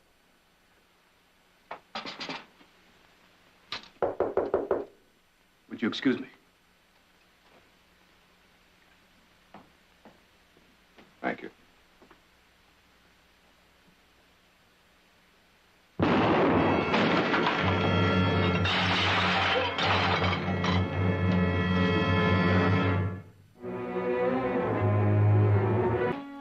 That's all right, Silas. I'll get it. Thank you, Miss Ivy. Hello, Mr. Gaines. Come in. Hello, Audrey. Is Jared home? Yes, he's in the library.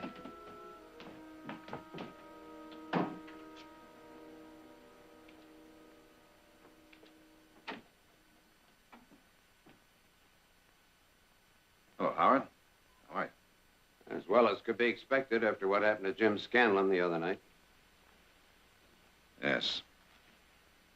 Jim was gifted and honest. Two things Cunningham couldn't cope with. Except with a shotgun. How is Mrs. Scanlon? Well, she went up to Sacramento to stay with her sister. Mother went with her, so she wouldn't have to travel alone. Well, Howard, sit down. We're about to have lunch. Will you join us? No. Thank you, Audrey. Well, to get to the point of my visit. As you know, it's my job as chairman of the County Board of Supervisors to appoint an acting district attorney to replace Jim Scanlon until an election can be called. That shouldn't be difficult.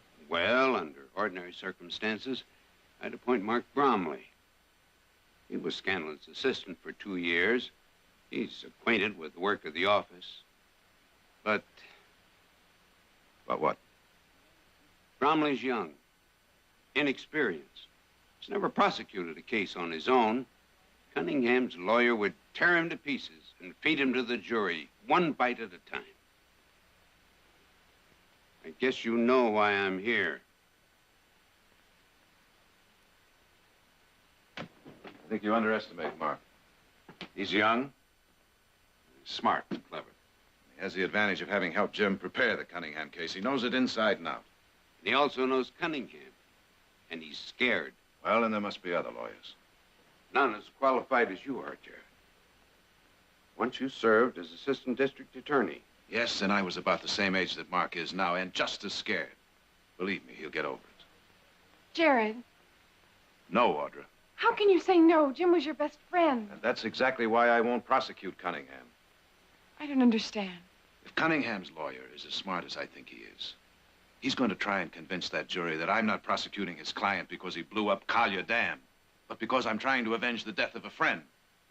He'll pose Cunningham as the victim of some kind of personal vendetta and probably get away with it. I don't think that's valid, Jared. Neither do I. The jury will judge the facts. Maybe, and maybe not. I don't intend to take the gamble. All right, Jared. All I could do was try. Audra? Jared, who else? I've made my decision, Audra. All right. I just hope you don't regret it.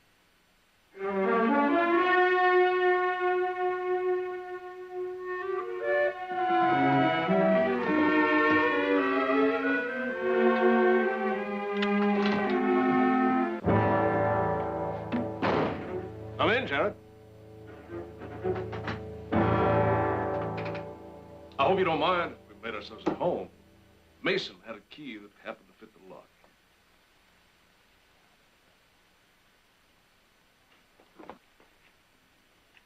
Sit down, Jared.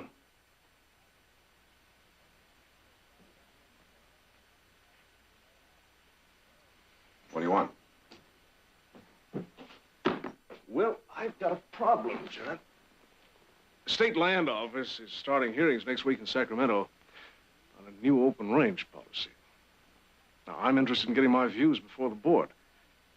As you know, I'm stuck here in Stockton because of this stupid dynamiting charge the state has against me. It occurred to me that I could hire you to represent me in Sacramento. Hearings will last 4 or 5 weeks. Make it worth your while.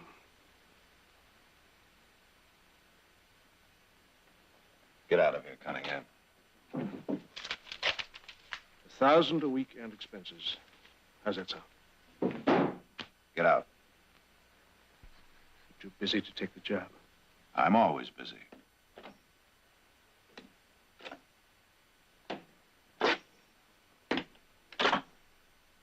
You'll get a bill for that.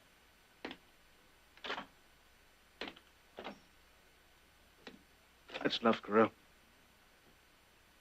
There's talk around town you may be appointed acting district attorney.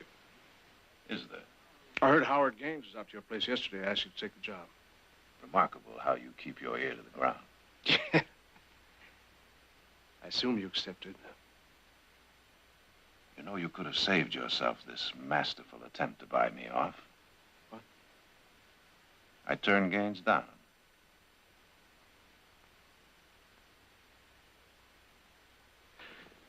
I think you made a very wise decision, John. Whatever you may think of my offer to represent me before the land office, it still stands. It's yours if you change your mind.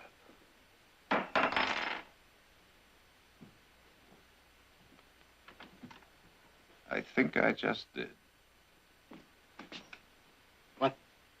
Changed my mind. What? You're much too anxious to have an inexperienced assistant like Mark Bromley prosecute your case.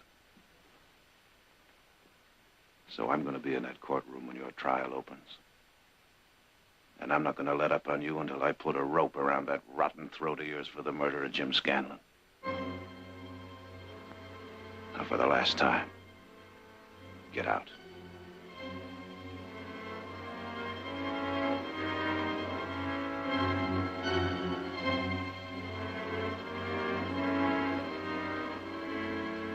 Well, now, I'll be looking for that bill from you, Barkley. You'll get paid.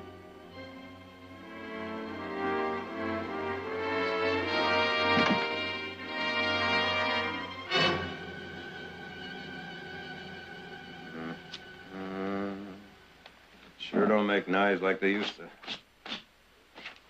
I hadn't noticed. It's a fact. It is a fact. Well, now, that's fascinating information.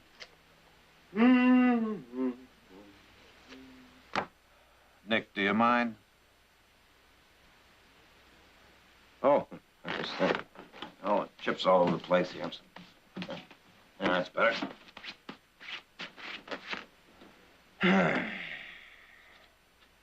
Oh, sure don't make knives like they used to. They also don't make desks like they used to. Look, Nick, why don't you go get something to eat? I'm not hungry. What do you mean you're not hungry? You're always hungry. All right.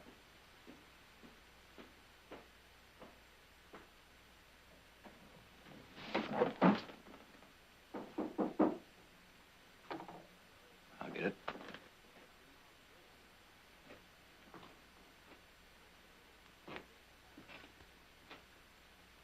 Who is it? Mark Bromley. Here, Mark. Hi, Nick. Evening, Jared. Hello, Mark. Glad you could make it. Here's the last of Mr. Scanlon's file on the Cunningham case. Thanks. If there's anything more I can do, don't hesitate to let me know. Mark. I kind of feel I should apologize for taking this case. Apologize? Why? Well, it would have been quite a chance for you to make a name for yourself. It's a great chance for me to fall flat on my face, too. The important thing is to get Joshua Cunningham, Jared. Maybe I could have. Maybe he isn't good enough. I know you can. Thanks, Mark. Good night. Here, Mark. Night. Howdy. Oh, now, this is too much. What'd I say? Look, one well-intentioned brother is enough, but two is impossible. Now, look, why don't you get out of here and go get something to eat so I can get some work done? Out. No, now, wait a minute. Just go get yourself a beer, anything. Only leave me alone so I can work. One condition. What's that? You don't budge from this office. I promise. Beer? Beer. Beer.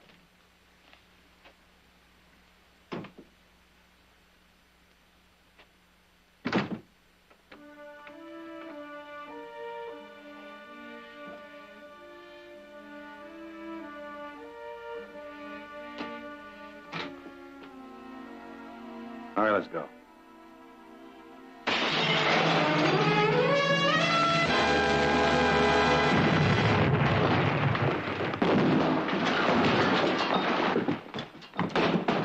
Jared!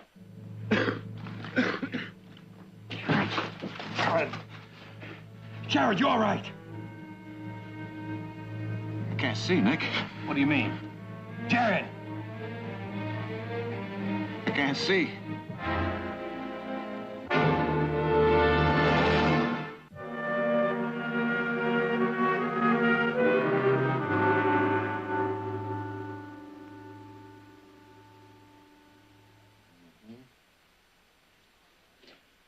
Now I'm going to expose your eyes to different degrees of light.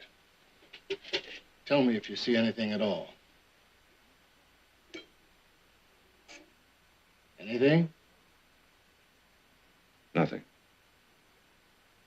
Keep trying.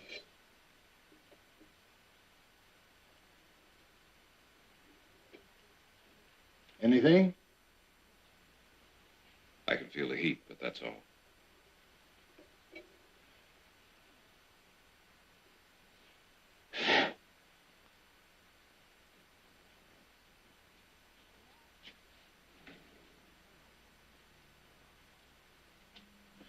I'll be back in just a moment.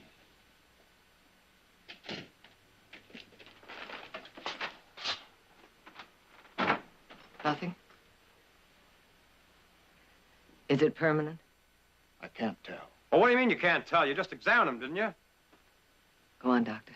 The two major causes for sudden blindness are damage to the optic nerve or an hysterical blindness brought on by an emotional shock. Which is it with Jared? I can't be sure yet, but if damage has been done to the optic nerve, then blindness is permanent. And if it's shock? Then there's a chance he can recover. When or how soon, I don't know. We can only wait. But in the meantime... In the meantime, he's blind. Doctor, what can we do? I don't know. I only know what you shouldn't do. Don't pity him or cry over him. Don't lead him around like a crippled puppy. Adjustment to this is going to be hard enough for him under the best of circumstances. But if you cripple him with your concern, then you'll make it impossible for him. That goes for all of you. We understand, Doctor.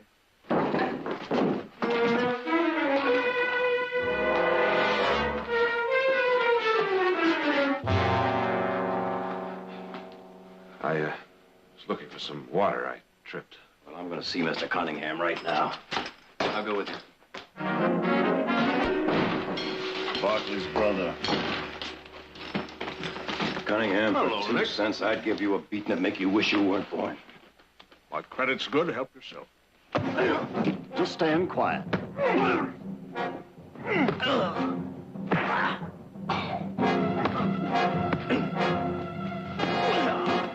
Hold it!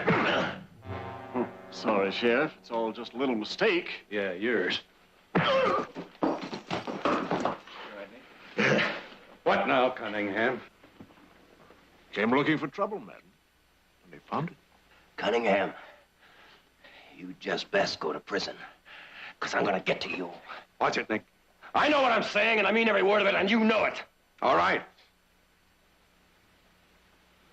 Oh.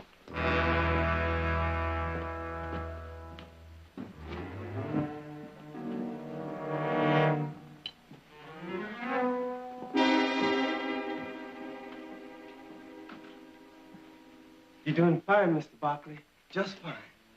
Thank you, Silas.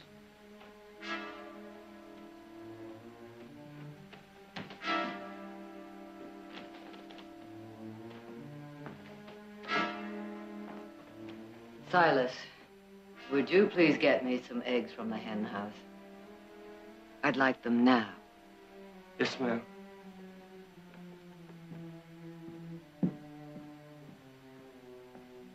Morning, Mother. Good morning, Jared. Well, it seems I'm on my own. You've lived in this house all your life. You know it by heart. No more pampering, huh? Isn't that the way you want it? All right. Here we go.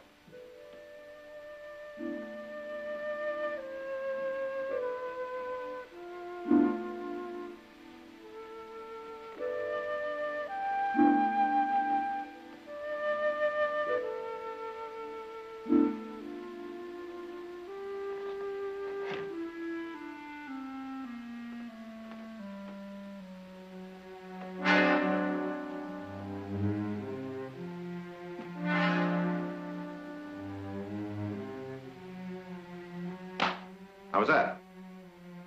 Very good. That was wonderful. Audra? Well, I'm in the foyer, so there should be a little table right over here. Right about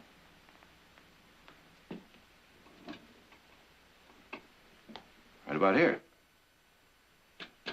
Right here. The living room is right over there. The archway is right up there, so it should be about 1,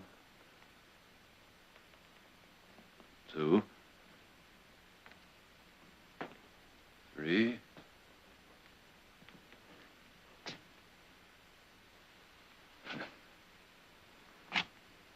4 steps. Don't stop now. All right, let's try the living room. There should be some chairs right over here. 1, 2, 3, 4, 5.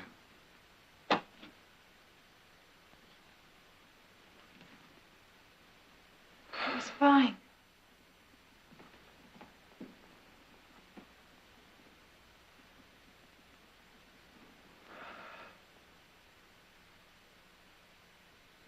The drapes are open. How could you tell? I can feel the warmth of the sun. Jared, Nick took the crystal off your watch. You can tell the time by touching the hand. Remind me to thank him. I'll fix you some breakfast.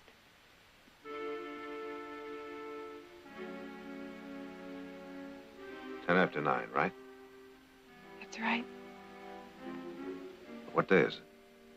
I mean, how long has it been since? 3 days. 10 after 9, day, night, they're just words now. It's like living on the dark side of the moon.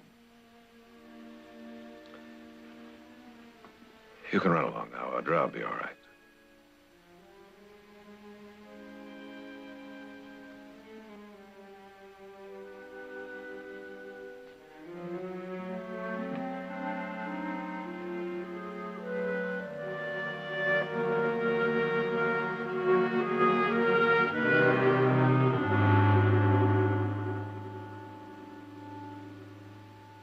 Who's that?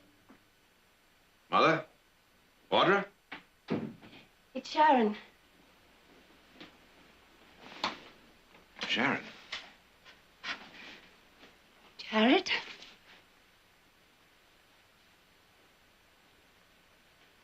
Sharon, what are you doing back here? I came back as soon as I heard about what happened.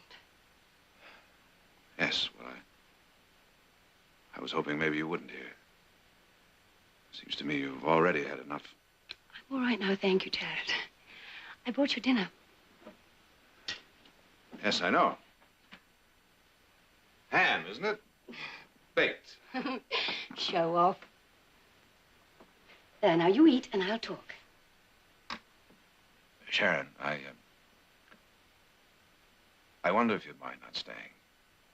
Oh? Well, you see, what I euphemistically refer to as my awkward situation is, well, it's particularly acute at mealtime. Jared, I understand. Do you? No, I don't think you really do. Maybe a little demonstration.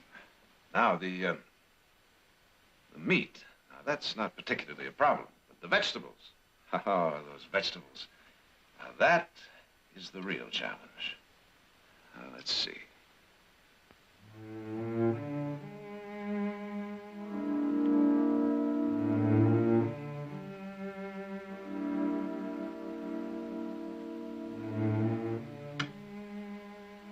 Well, perhaps now you can understand why I prefer to eat alone. I can afford myself the luxury of using my fingers. We'll talk later then. Yes.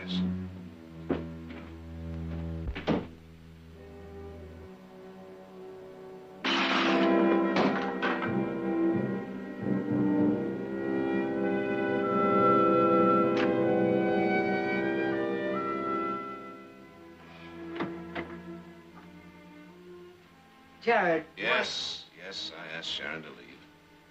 Well, she was only trying to help. You can't go on like this. Well, Jared. Do you know an attorney by the name of Marvin Sanders? Yeah, he's Cunningham's lawyer. Well, he and Cunningham just had a powwow in Sanders' suite at Stockton House. Well, what of it? You know who else was there? Now, how would I... Mark Bromley. Now, if Bromley's going to prosecute, what was he doing meeting with Cunningham and his attorney?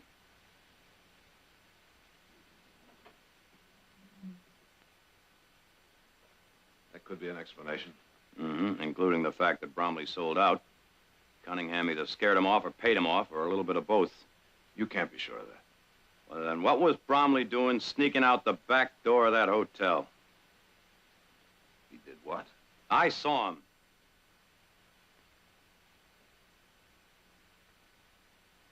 The meeting still could have been innocent enough. Perhaps so. But can you take that chance? What do you mean, me? You're still acting district attorney of this county.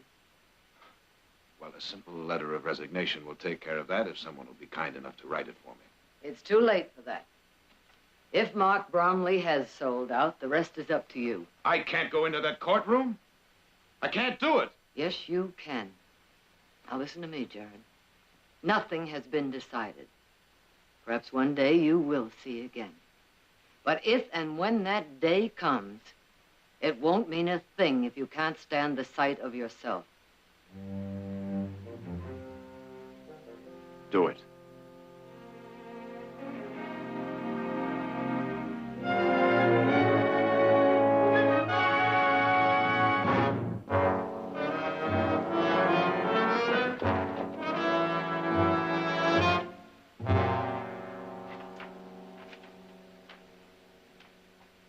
The jury having been sworn, we will proceed with opening statements.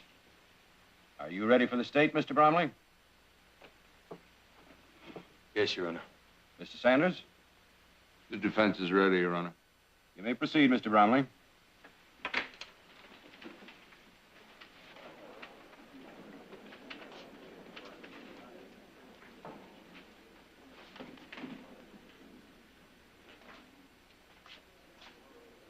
What's he doing here? Your Honor, I apologize for this interruption. That's quite all right, Mr. Barkley. As acting district attorney, I assigned Mr. Bromley to this case. However, I've changed my mind. It's my intention to prosecute the case myself. Very well, Mr. Barkley, if you're prepared to proceed immediately. I am, Your Honor. Mr. Bromley, we may need those.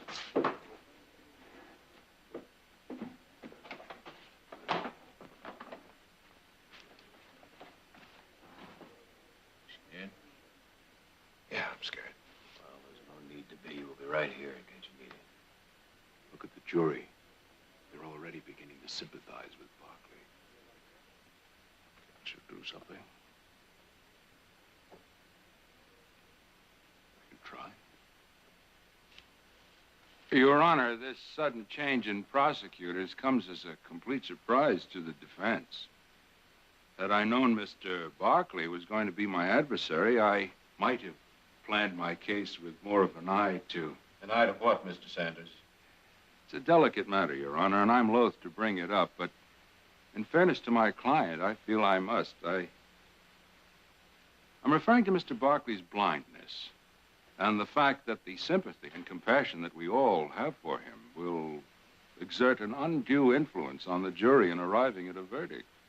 Your Honor, one moment, Mr. Barkley. What are you proposing, Mr. Sanders?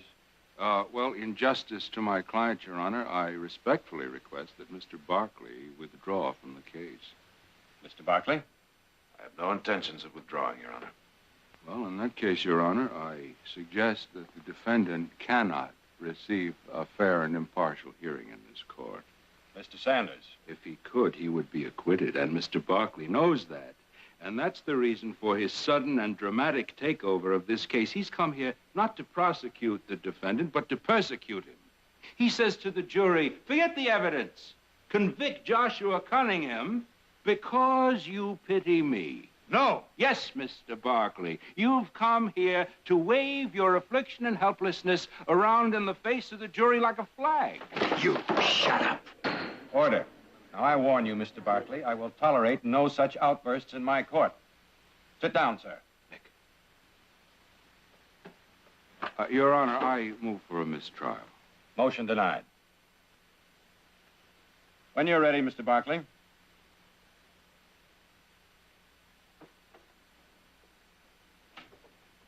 Gentlemen, I'll be brief.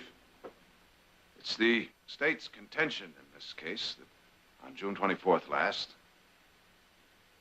Collier Dam was dynamited. Dynamite planted at the instigation of the defendant. Now, the state will offer conclusive evidence of this. We will further introduce evidence that will show that the motive of the defendant was simply to...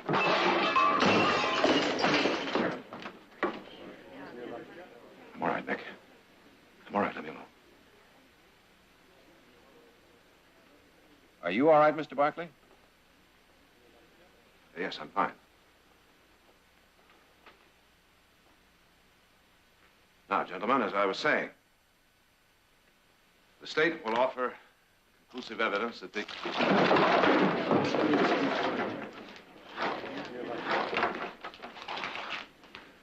Get me out of here. Get me out.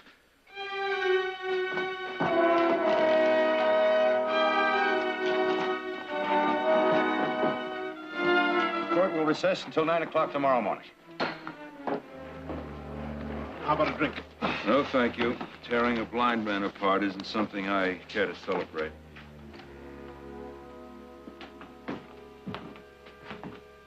Here you go, right here. Right here.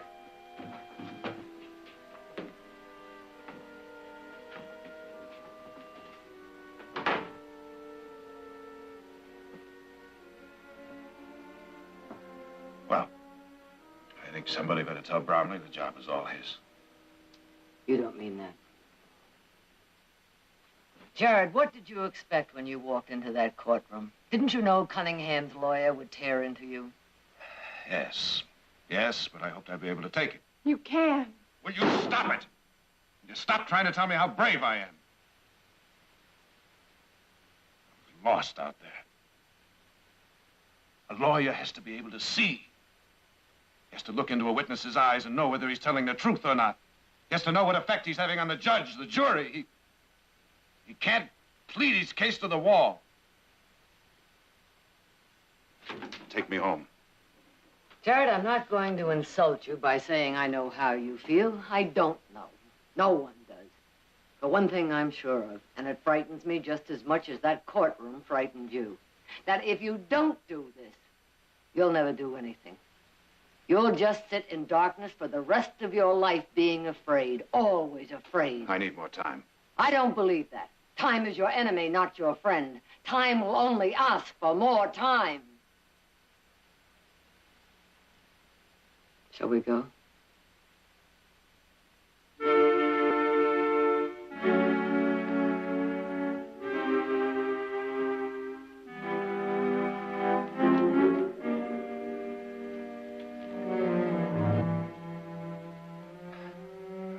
feel so helpless out there.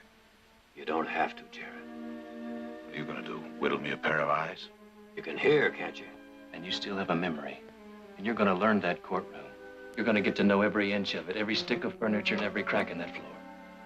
By tomorrow morning, you're going to feel as much as home in that courtroom as if you built it yourself.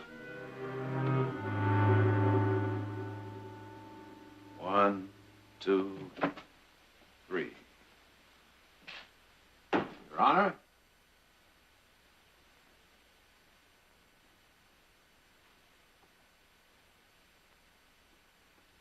One, 2, 3.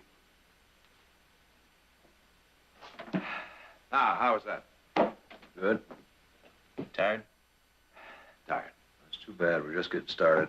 Nick, you just said I it said was... it was good. I didn't say it was perfect. That's what it's got to be tomorrow morning when you walk into this courtroom. It's important, Jared. Yeah.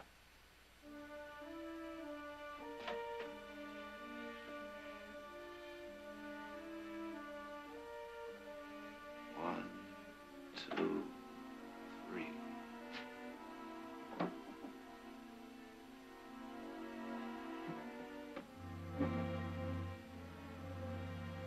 One, 2, 3, 4. And so, gentlemen of the jury, on the basis of the evidence and the evidence alone, the state is confident that you will find Joshua T. Cunningham guilty. Your Honor, I call Simon Templeton. And as proprietor of the Dry Forks General Store, did you, on the afternoon of June 21st, sell an unusually large amount of dynamite? I did.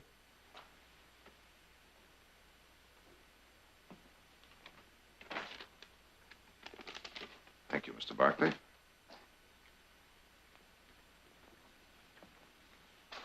I now hand you this receipt and ask if you recognize it. I do. It's a receipt for the dynamite I sold. And to whom is that receipt made out? Joshua T. Cunningham.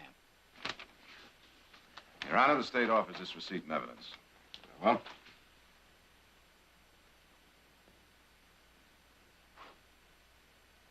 I wonder if I might trouble you gentlemen for a glass of water.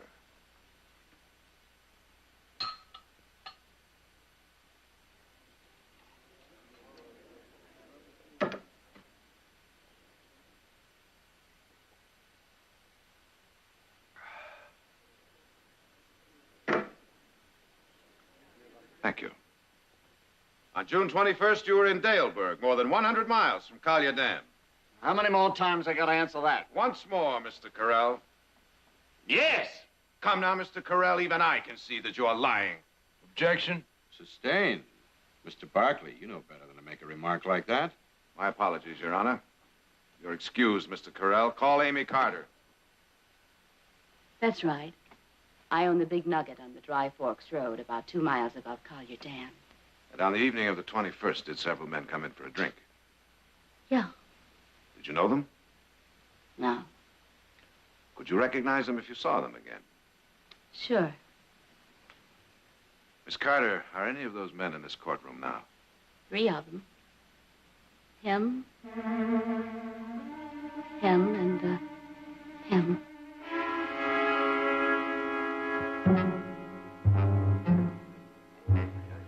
You gotta make a liar out of that Carter woman when you cross-examine her. I'll do my best. You give me up. I'll play out the hand, Cunningham.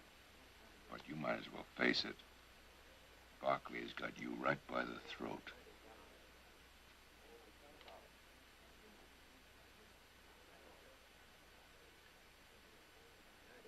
What if something should happen to her? An accident, for instance. I don't want to hear talk like that. We'll bring Bromley back into the case, and I'd still have a chance.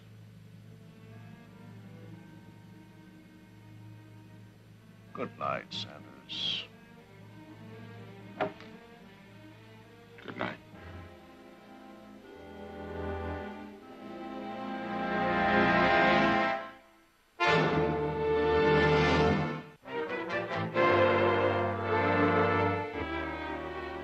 about some coffee? Ah, that's what I need. When did Heath and Nick say they'd be back? Oh, they'll be riding herd until morning. I thought it was kind of quiet around here.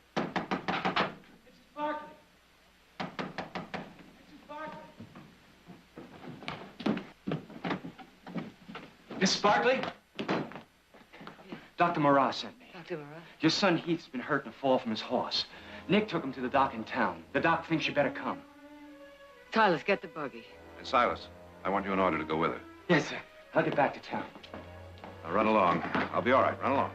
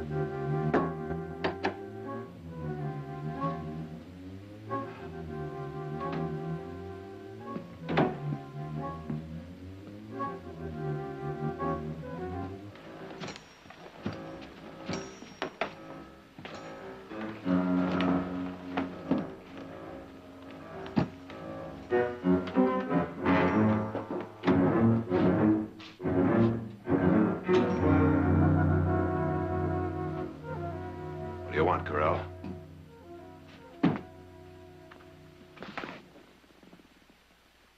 Come on, I know it's you. You're the only man in town that wears those fancy Mexican spurs. Isn't that Mason with you? I can smell that cheap pomade a mile away. And where you have Mason and Corral, you usually have Cunningham. Isn't that right? That's right, Barkley. So Heath wasn't hurt after all. Just a ruse to get me alone. You thought you had the rope around my throat, Barkley. You'll never get away with this. That's possible. It's also possible that I can. If you're not in court on Monday morning, Bromley takes over. Bromley can't help you now. He can if he agrees to a mistrial. And I think he can be persuaded that such a motion is in order. Stand up. He said, get up.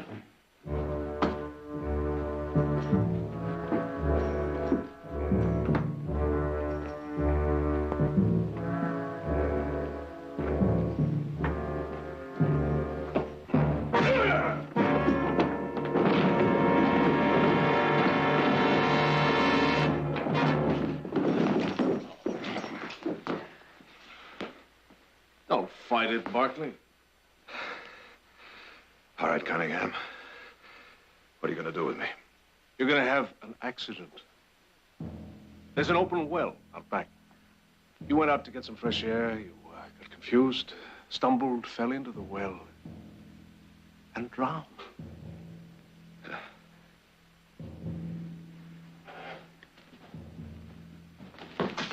Take a look outside.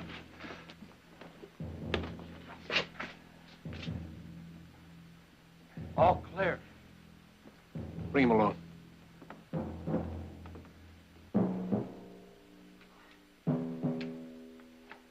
All right, Barkley. Let's go.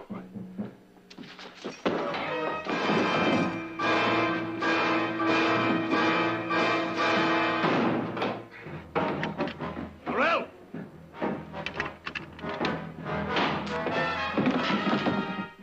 Corral?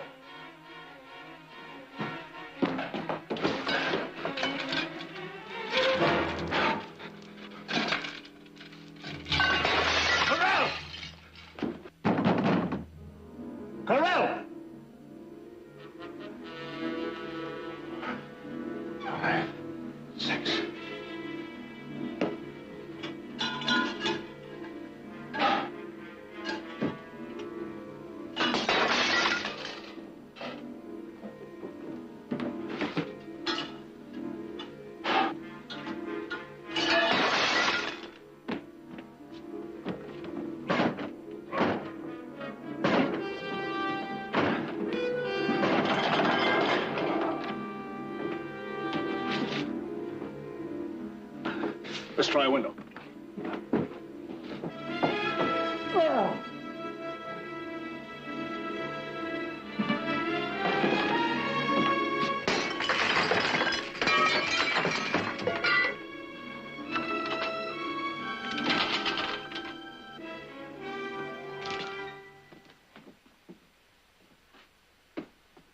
Get some light in here.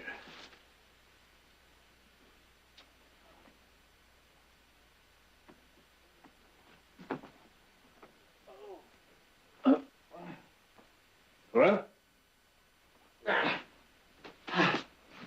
Where is he? Where is he? I don't know. Busted the lamp. You look upstairs, I'll check the kitchen.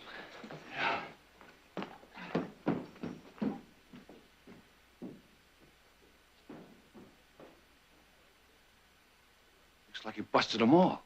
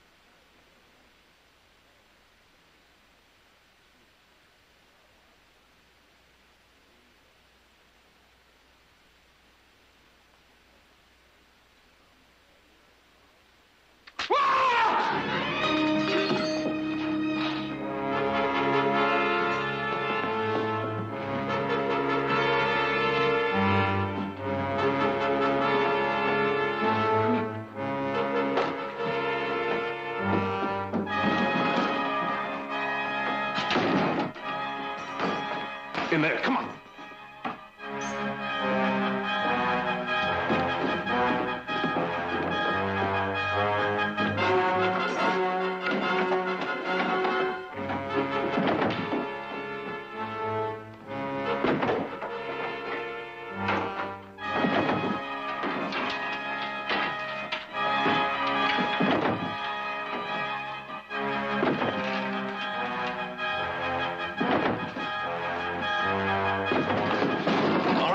You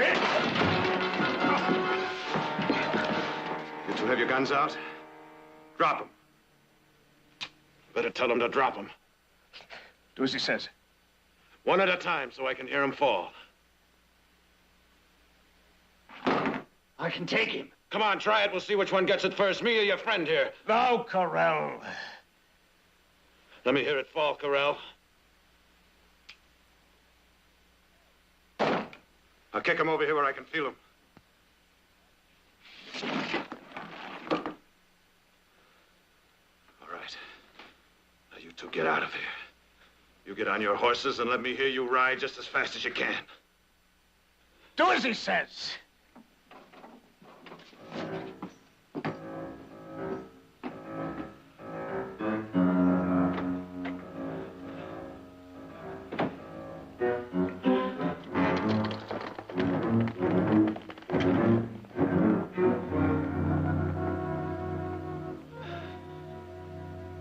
Gonna get up, Cunningham. Nice and easy.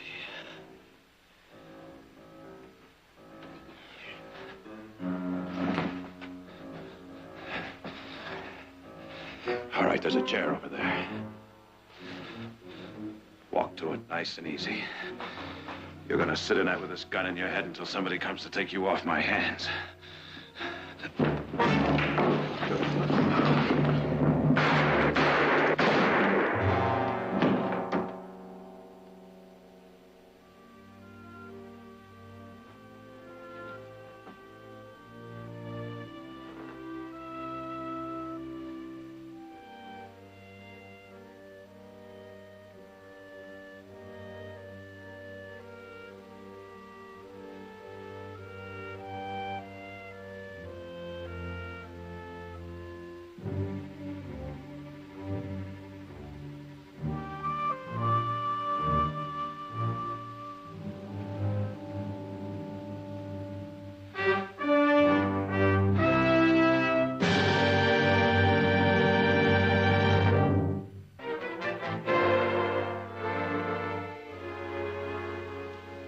imagine it's been a pretty long 3 weeks for you, Jared.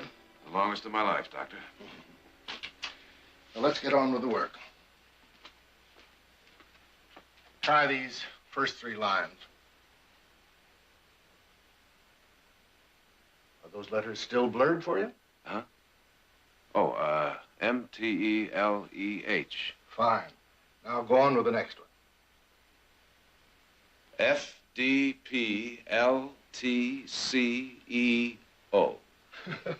Pretty good, even though you did get a little ahead of it. But, Doctor, that's not... Not the second line, no. It's even better. F-D-P... Oh, Jared. Oh, Jared. Oh. There's no doubt about it, Jared. You're as good as new. You're very fortunate that there wasn't any damage to the optic nerve. Thank you, Doctor. Thanks for everything. Well, we got some fences to mend. Yeah, we're very glad for you, Jared. Right now, we got to get to work. Hold it a minute, Nick. What? Could you boys use a little help? Well, Well, how do we sure could? Well, I'm your man. You're not serious with those lily white hands of yours. Well, I don't think I'd look any sillier digging a post hole than you must have looked in that courtroom.